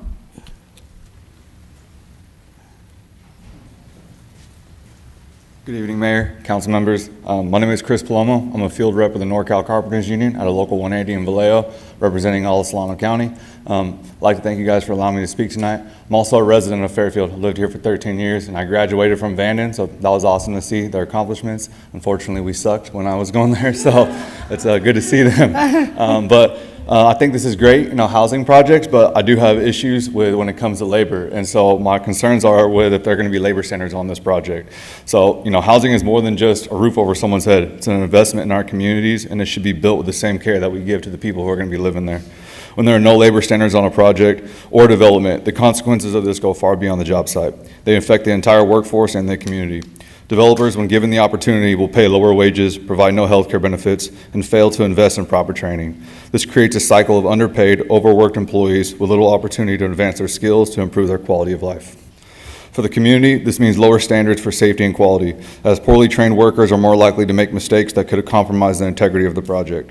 It also means fewer local dollars flowing back into our economy because workers who are underpaid and undervalued can't afford to support local businesses or invest in their own communities. This is why it's essential to have labor standards such as prevailing wage, requiring health care benefits, and apprenticeship programs. When we require prevailing wages, we ensure workers earn a fair paycheck that supports their families. When we include health care benefits, we provide the security workers need to stay healthy and productive, which ultimately benefits the project in itself. And when we prioritize state-certified apprenticeship programs, we're not just building housing. We're building a skilled workforce that can take on the challenges of tomorrow. These standards aren't just good for the workers, they're good for the city of Fairfield as well. They will ensure projects are built to last, create pathways out of poverty, and keep money circulating locally. I'm pretty sure this is going to be prevailing wage, because I know state money is involved, but sometimes there are loopholes that developers get around that, and that's when a compliance issue is huge, right? I know when there's prevailing wages, the state is supposed to monitor these projects. We all know the state is run thin, and they don't monitor those projects. I walk these projects every day for my job. I talk to these workers. Someone who's not in construction, it's hard for you to be able to classify who's who. But these developers and contractors misclassify workers constantly. They'll classify them as a mason, as a laborer, when it should be a carpenter. That's a huge pay gap. These workers that are coming there, they're normally getting paid 25 to 30. So when they get on a prevailing wage job, even though they're getting a lot more, they're still not getting what they're supposed to be made, right? So they're not going to talk. They're terrified to talk, but they talk to us. So I'm just asking you guys, man, if you guys can make sure that there's labor standards on these projects to make sure that the workers are taken care of as well. I think it is good for housing and help the homeless, but let's also think about the workers as well. Thank you. Thank you. I have one more speaker, Quincy Tan. Good evening, Mayor and Vice Mayor and Council Member. So I'm actually the owner of the building next to the place in question, the Paradise Valley Dental Studio, that metal building. And I was, well, when we first bought the lot in 2012, the previous owners of that lot said that the city didn't allow them to make a car wash there. So that's why they had to sell that place. So when they sold the place, I mean, the city wanted us to elevate the area. So we built the building to elevate the area. And I think we built a nice building. Valley Strong has built a very, very nice building as well. And I think by us building these areas, we want to drastically change the place. But for me, I think having this, I guess, homeless shelter is going to drastically make the area not as safe as it is now, potentially create more crime, trash, and graffiti. I guess, can you name a community that has been elevated because of the homeless shelter? I think you guys were saying something about that, but for me personally, I know, I live in San Francisco, so I know in San Francisco, and we have an office in Vallejo, there are areas that have the homeless shelter that at the beginning was really good, but it turned out, over the course of a few years, the neighborhood didn't turn out as well as what they were expecting. So the pictures right now, they look really, really nice at the beginning, but over time, I think the area does eventually turn south. I guess from one of my tenants, one of our tenants' employees, they got, I guess a few weeks ago, they were chased by a homeless couple while they were walking around the building, while they were exercising. And just today, she was mentioning that they saw a homeless person defecate in the back of the building, which I didn't know. So what guarantees do you have that any of this will not increase? I brought my business to make the area better, but with this homeless housing, I see it ruining the area. Paradise Valley is one of the top 3 areas in Fairfield, I would think, right? Green Valley, Rancho Solano, Paradise Valley, and I don't think any of the neighbors would want something like this in that area. I guess the question is, would you guys want something in that area that's similar to this? I mean, can anyone say yes or no?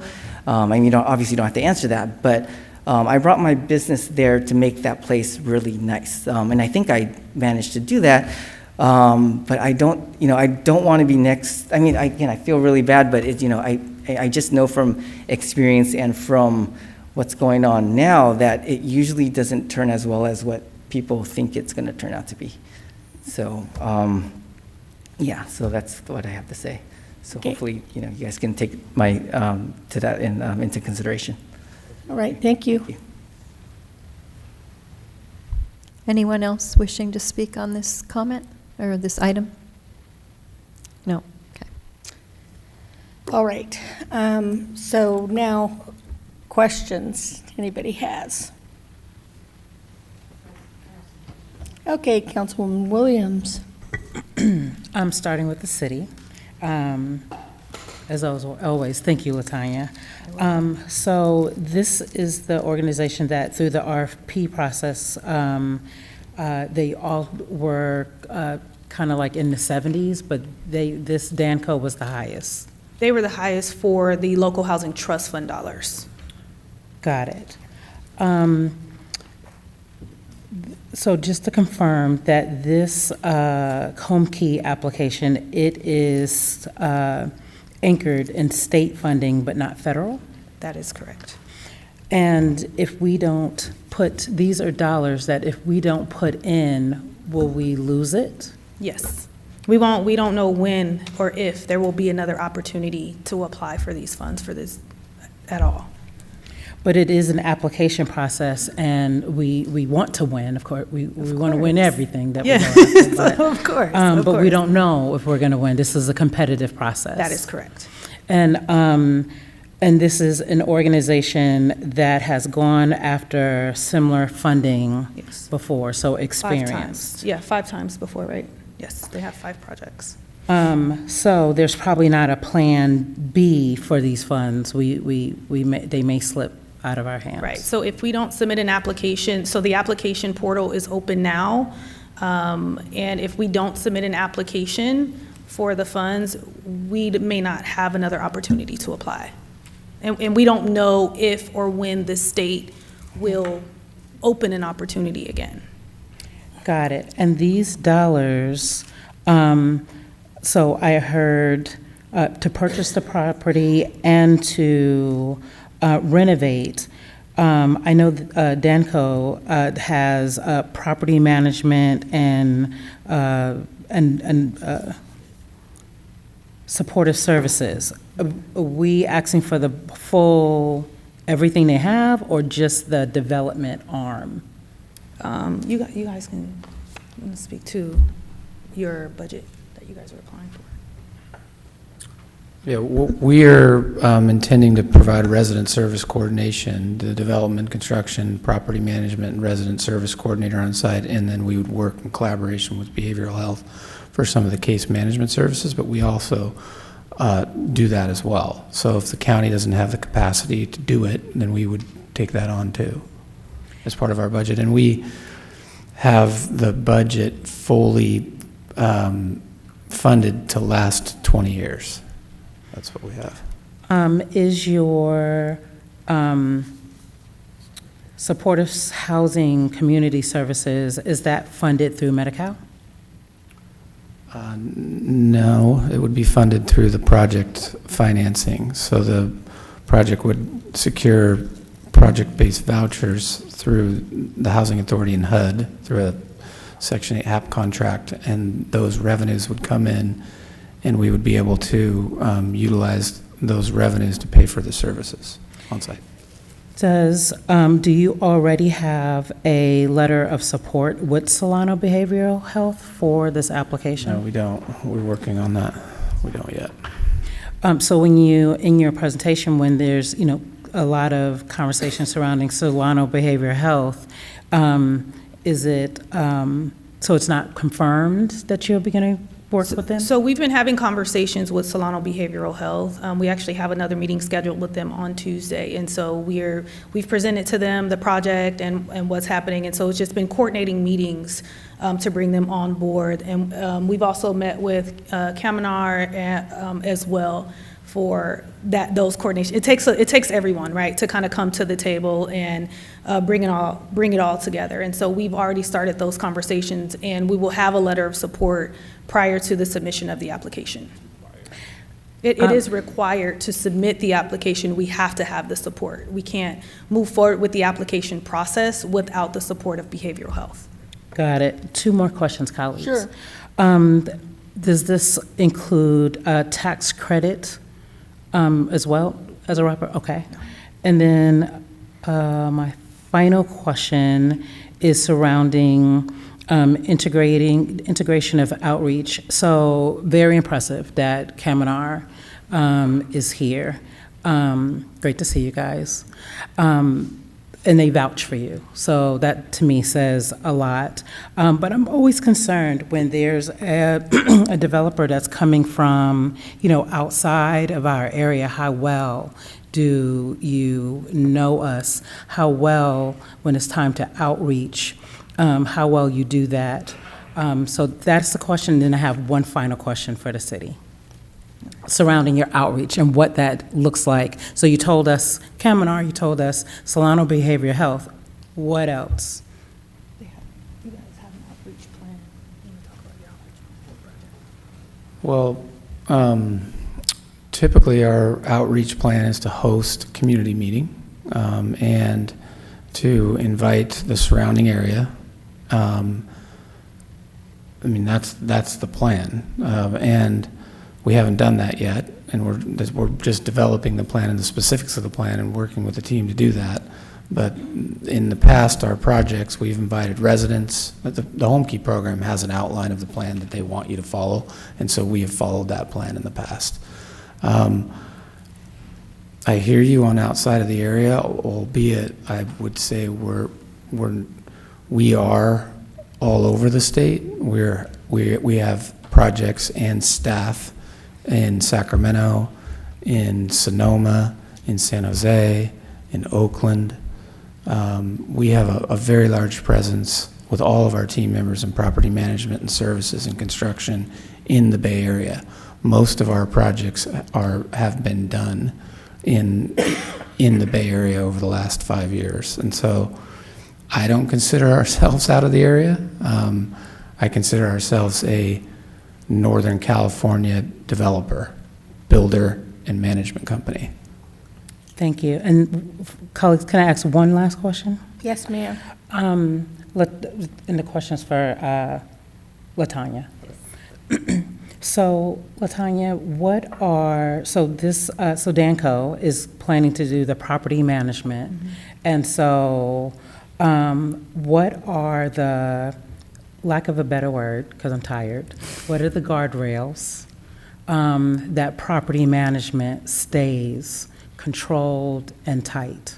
So the city will ensure that there's a regulatory agreement on the property that will require them to perform accordingly. And so if there's a breach of that regulatory agreement, the city will then have an opportunity to come in and have them shape up or, have to bring someone else in. And so what we'll do is make sure that as that regulatory agreement is drafted, that it'll have some teeth in it to make sure that there's compliance across the board, so that the city will also have the opportunity to ensure that compliance all the way around. Councilman Doug. Yeah, just a point of clarification. This is not a shelter. I heard the word shelter. This is not a shelter. That is correct. It is permanent supportive housing. Permanent supportive housing for the unhoused. It Correct. is not a shelter. Thank you. Anybody else with questions? Councilwoman Panduro. Thank you. So maybe Danko, I just had a question around what is, or how is success measured at your properties? Like how many people are coming in, going out, or is that measured? Is that taken into consideration? And what does success look like in these type of home key projects? Yeah, I mean, there's not one single person that you could pinpoint as the same who come into our project. Some folks come in and they need housing indefinitely. They have, much of this program is for folks that have a severe mental disability. And so the success is that people stay in the housing and that they're able to get the services that they need to succeed and stay in the housing. That's really our success measure. There are instances, a few of our projects, one in Eureka I mentioned, also in Oakland, we have folks that they're not experiencing severe mental disabilities. They're experiencing a point in time where they needed some help, and then they come in, they get the services that they need, and then they go back out into the world and find housing on their own. We have a lot of those cases as well. We also have single mothers, people fleeing from domestic violence that come into our facilities that we're able to help, that just need a housing unit for temporarily until their situation changes. So there's a range of people that come in and out. There's not one, but I think how I would define success and our team would define success is that people stay in housing and they get the services that they need to succeed in society. Thank you. And are foster youth allowed? That is, we do have, in fact, we're working on a project right now in Sacramento that has a set-aside, a target population for foster youth, which is 25 and under. And we're providing 30 units out of I think it's 65 units or 70 unit project that is for foster youth. It's, we have a special service provider that does that. And we're open to do that here. We can do veterans, we can target different populations. We can set aside units for veterans, we can set aside units for foster youth, we can set aside units for general homeless. And I think that makes a really rich project, and we're open to do that, and we collaborate with behavioral health and the needs here. We'll start to deepen those conversations and develop our tenant selection plan and our target populations. Thank you. And then I'm just going to stress to the city again how important, how Kalmanar shared about having the services in place before residents come in. I think that is extremely vital to the success of this program. Thank you. Thank you, Councilman. Thank you for your presentation. In the event the project is not completed in budget, who's on the hook for the extra funding to complete it? For the renovation, for the construction? Who fits the bill if it goes over budget? It'll because Danco will essentially be the owner of the property. they would be on the hook for the entire construction of the Got it. project. But the budget is built ahead of time, and it's sent over to HomeKey, and they review the budget and all of the items in the budget. And so I believe that as a developer, they've built with all contingencies included in the budget as well. But they would be responsible essentially if there were any shortfalls. So in the event, it's what, 23 million total roughly? Or so, yeah. They would not It's come to about they would not come to the city for additional funding to say, we need to complete 5, 6 units, we need more money. It'd be their burden, their liability, not the city's. That's correct. Was there something to add, sir? Yeah. I've been in this, Lieutenant Jones, Director of Housing, I've been in this game a long time. You do set contingencies within your budget to plan for eventualities. However, it is not out of the ordinary. For instance, if you run into shortfalls and you may need to try to go on additional funding, you can go to the state, or you can go to a city or any other municipality that may have some of those resources. In this case here, I think we are good, and there's proper contingencies that's computed in this budget, but it is not completely out of the ordinary if you have a shortfall. So I just want to make sure we qualify that. Got it, thank you. Mr. Dart, to you. Historically speaking, on the other projects that you've done, could you comment on how accurate were they to the budget that you got, was proposed initially, and like on schedule, on time, on budget? Can you comment on that? Sure. Well, first of all, I would just say that we don't want to get involved in a project that doesn't have enough funding to do it right, both on the capital side, the capital improvements, and on the operations. Our first project was pretty tight in terms of operations, and it's not the type of project that we want to see. We want to make sure that we have the right funds to provide the staffing needed to have a successful project. And what we've crafted up so far appears that that's going to be the case here. We have enough income coming in through the project-based vouchers to support the supportive services and the management needed to have a successful operation. So we're committed to that. In terms of the capital side, we have come in on budget on every project that we've done. We went a little bit over on our project in Sacramento, but we had contingencies in place that we were able to fill those gaps. The timing's very challenging. The state gives you 12 months to get it done, so we really have to hustle. So 12 months to do a full renovation of a project to this size is a significant accomplishment, and we have gone over on 3 of the 5, and the state has issued extensions. Frankly, I don't think anybody makes the time frame, but we are committed to putting together a plan that we can execute. We were caught in situations like switchgear during COVID that we had to order, that was on back order, that we were waiting for, so we had the whole project done. We didn't have the switchgear, which caused delays. But I would just say that we recommitted, and our partners, our funding partners, were satisfied in the end. On our applications, we're not receiving any negative points from HCD, and the communities in which we serve and work want to do business with us again. Got it, thank you. And on a final note, if you don't mind, could you introduce us to your team here today? Well, this is Cameron Dart. He's the lead project manager, and then these 2 ladies are actually, they flew us in today. These are our pilots, so they're here with us, ready to fly us back after the meeting. All right, nice to meet you guys. Thank you. Yep. Any other questions here? Madam Vice Mayor. Thank you for your presentation.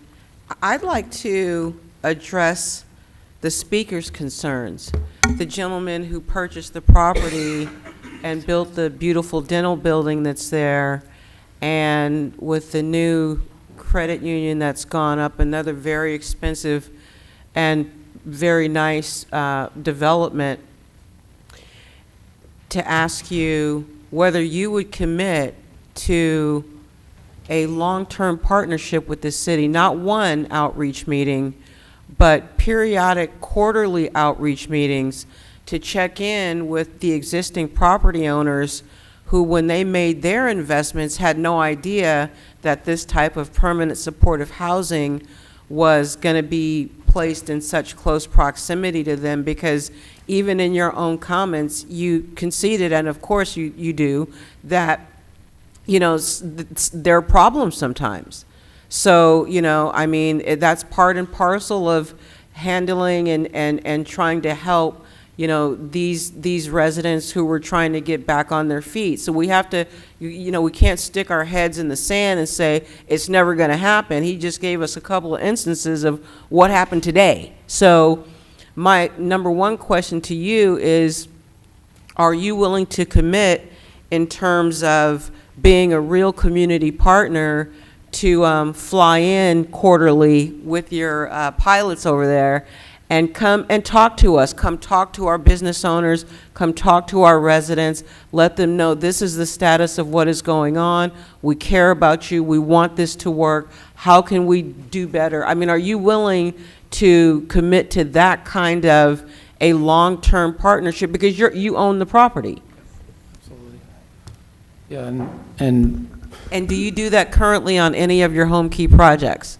absolutely. One of the things that, when I was asked about the outreach, I appreciate the question, because I was talking about pre-construction, but we have adopted what you just described on all of our projects, is that we have recurring meetings every month. We have a seat at the table from behavioral health.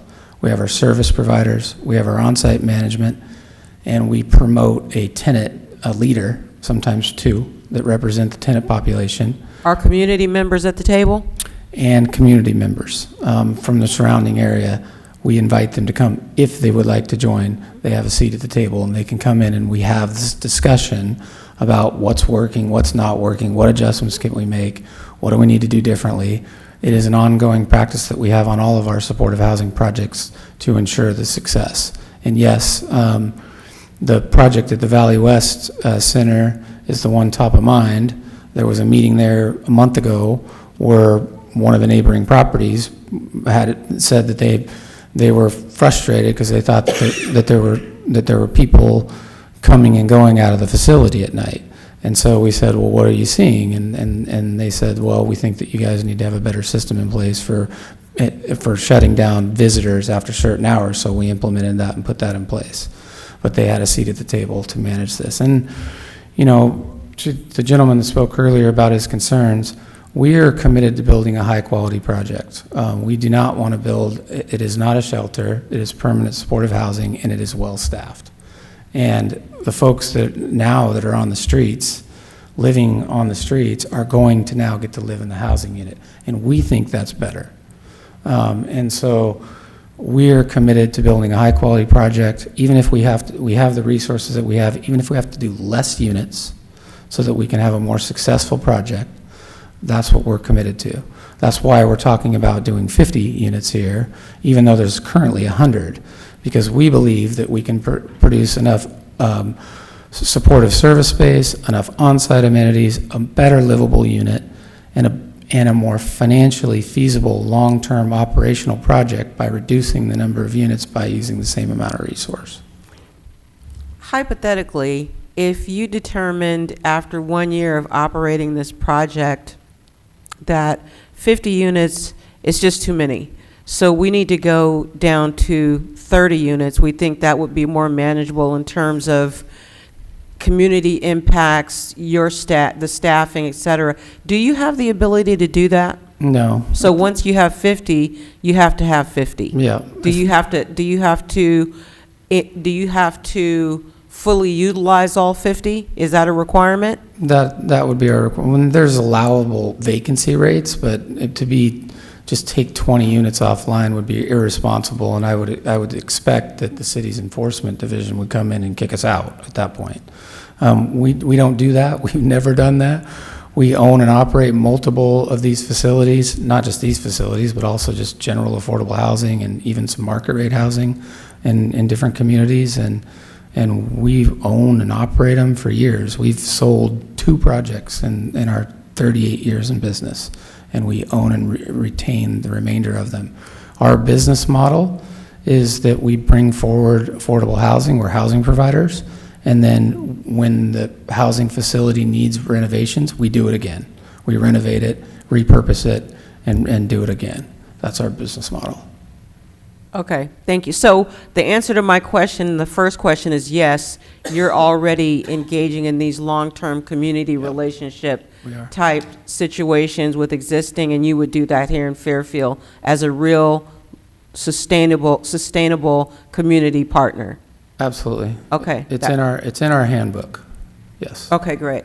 That's a great question. And then a question for the city to kind of follow up on what Councilmember Williams asked in terms of the regulatory agreement. What teeth do we have in the regulatory agreement, Latanya? Come on up. What teeth can we put into that regulatory agreement to give the city options for dealing with problems that may occur on this property? Say, so, for instance, some of these problems occur, we've got loitering, we've got defecation, we've got, going in and out at night. What can we do as the city to, we trust and verify, right? So I appreciate your answer, but we need to have a mechanism in place so that we can deal with any things that are happening that are not conducive to the wellness of our community. So what can that regulatory agreement give us in terms of ability to modify or manage or deal with problems that come up that become like on a sustained basis? Got it. Yes, our regulatory agreement, there are typical models of regulatory agreements, and most of which will have teeth to be able to provide some of those guardrails. For instance, if there's things that are causing a nuisance to areas, as such as, crime or things of that nature, then you can have some of those provisions within the regulatory agreement to say, should any of these things come up, then, we are going to enforce compliance. And typically what will happen is that we will write a letter and let them know, hey, you're out of compliance in this particular area here. We're going to give you so much time to be able to correct this.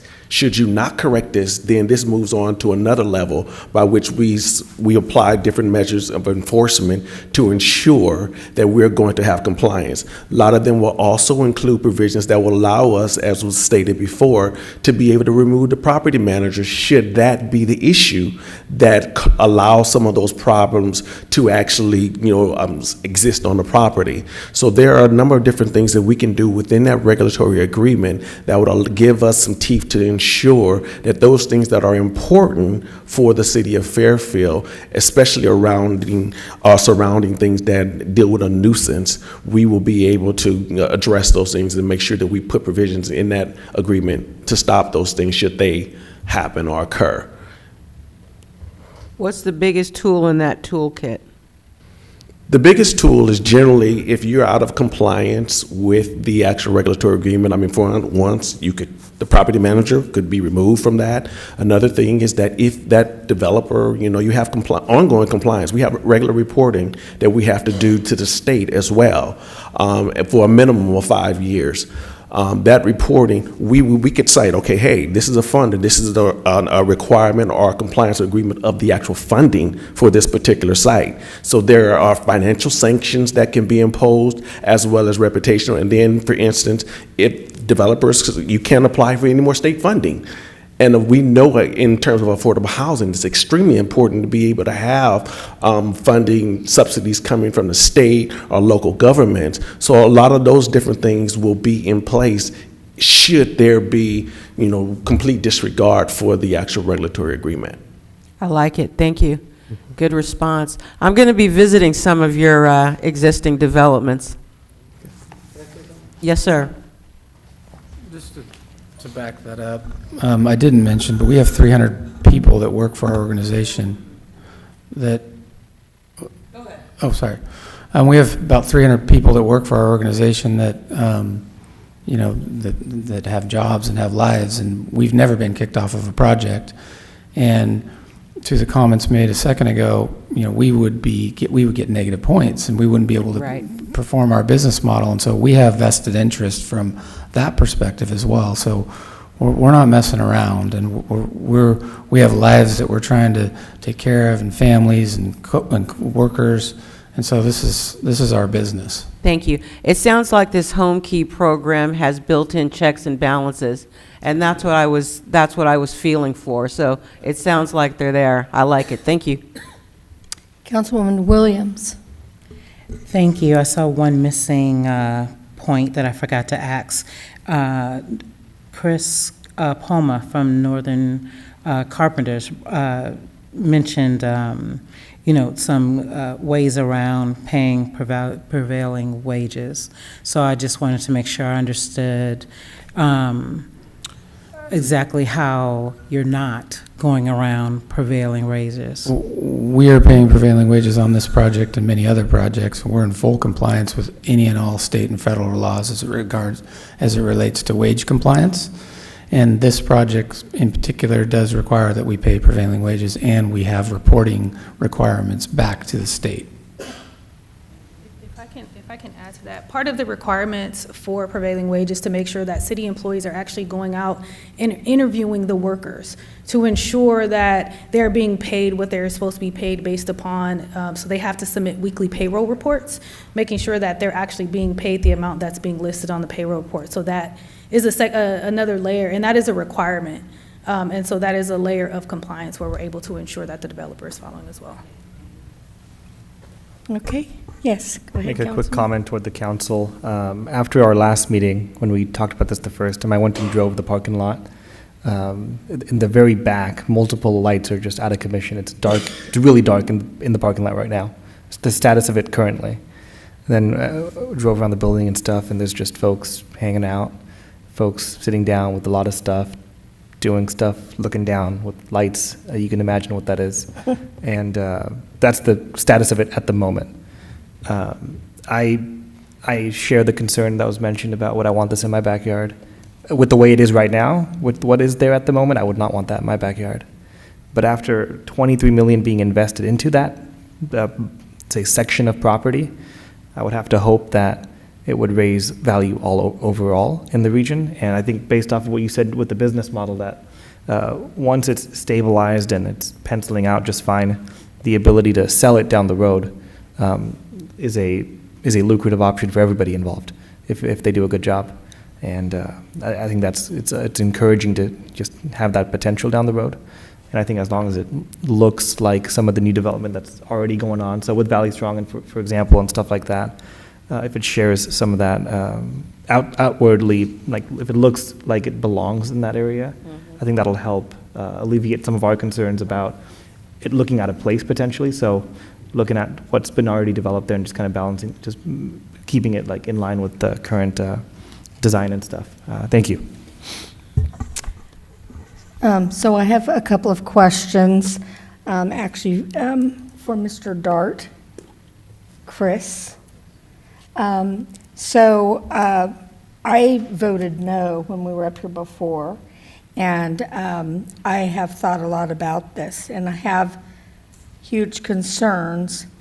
My background is in investigative reporting. I looked into you, and I know what it's like to work with this community, and some of them will go out and say bad things and write bad things, and you have plenty of that. There's a whole Facebook page about you. But I understand how that can happen. I mean, I get nasty comments all the time. So, it's one of those things. But I want to know, as far as your current businesses like this, and I'll call them businesses because you're going to make money on them someday, or as we go. How are your police calls at those places? Do they reduce when you come in? Do you track that? Do you get a lot of police interference? Some of our facilities, we do track it. And as I mentioned earlier about the quarterly or monthly, quarterly meetings that we have, Sure. sometimes the police want to have a seat at the table too. And so You bet. they'll come to the meetings and they'll give us the reports because they want us to pay attention to that. So there are cases where that is the case, but then we have other facilities that are very quiet, that you wouldn't even know that these were previously homeless folks that have moved in.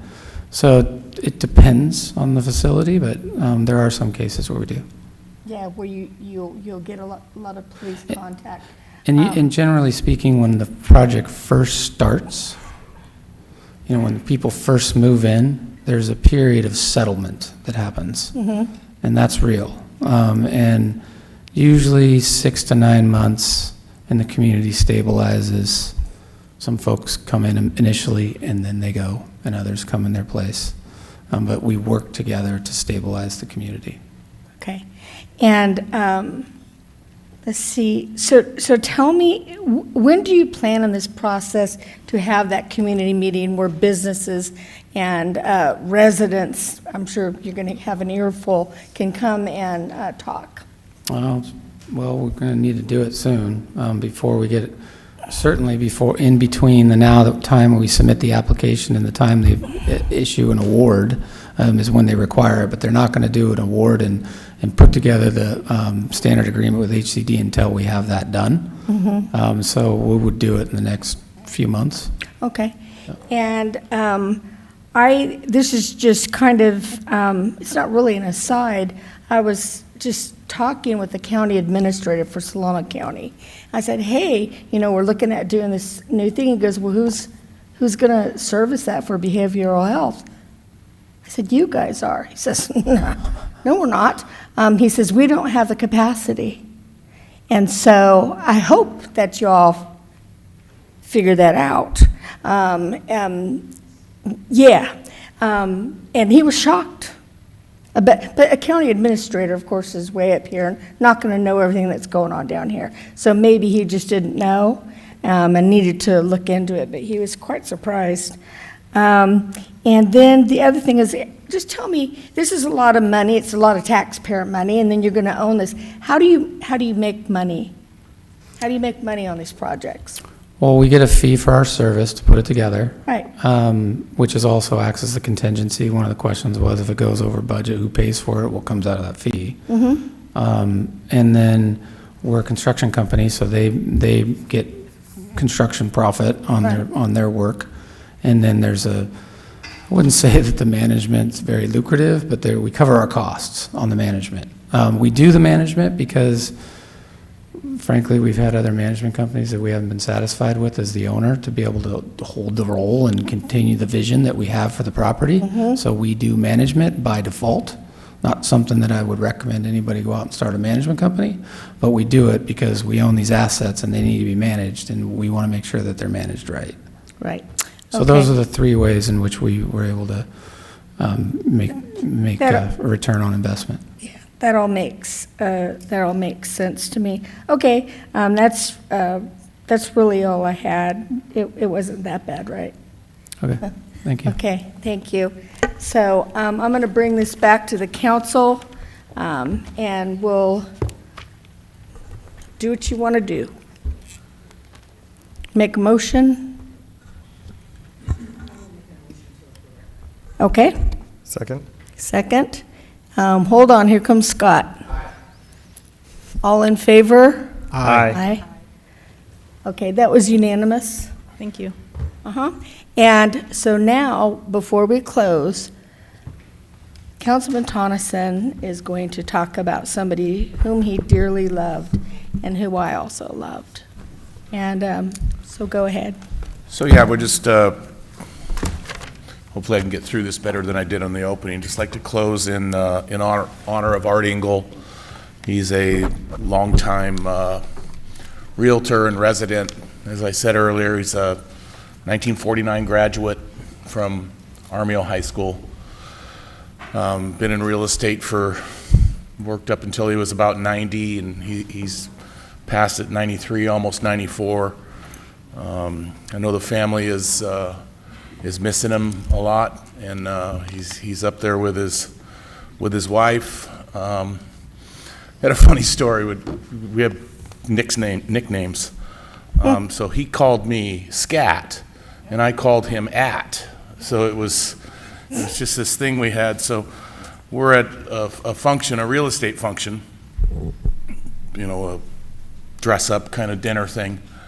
And Molly, his wife, who is Dee Dee, we were all sitting together, and somebody came up, and I went, you know, this is Art, because I know his name's Art. And then I said, and I go, Molly, I only know her by Molly. I said, I don't know your name. She goes, it's Dee Dee. I'm like, okay, Dee Dee. So, but there's just, you know, over the years, I spent a lot of time with the family, and, you know, they're both truly going to be missed, and, you know, I love the family, and just wanted to close in his honor. Thank you. Thank you. And we do that, and we'll see you next time. Good night.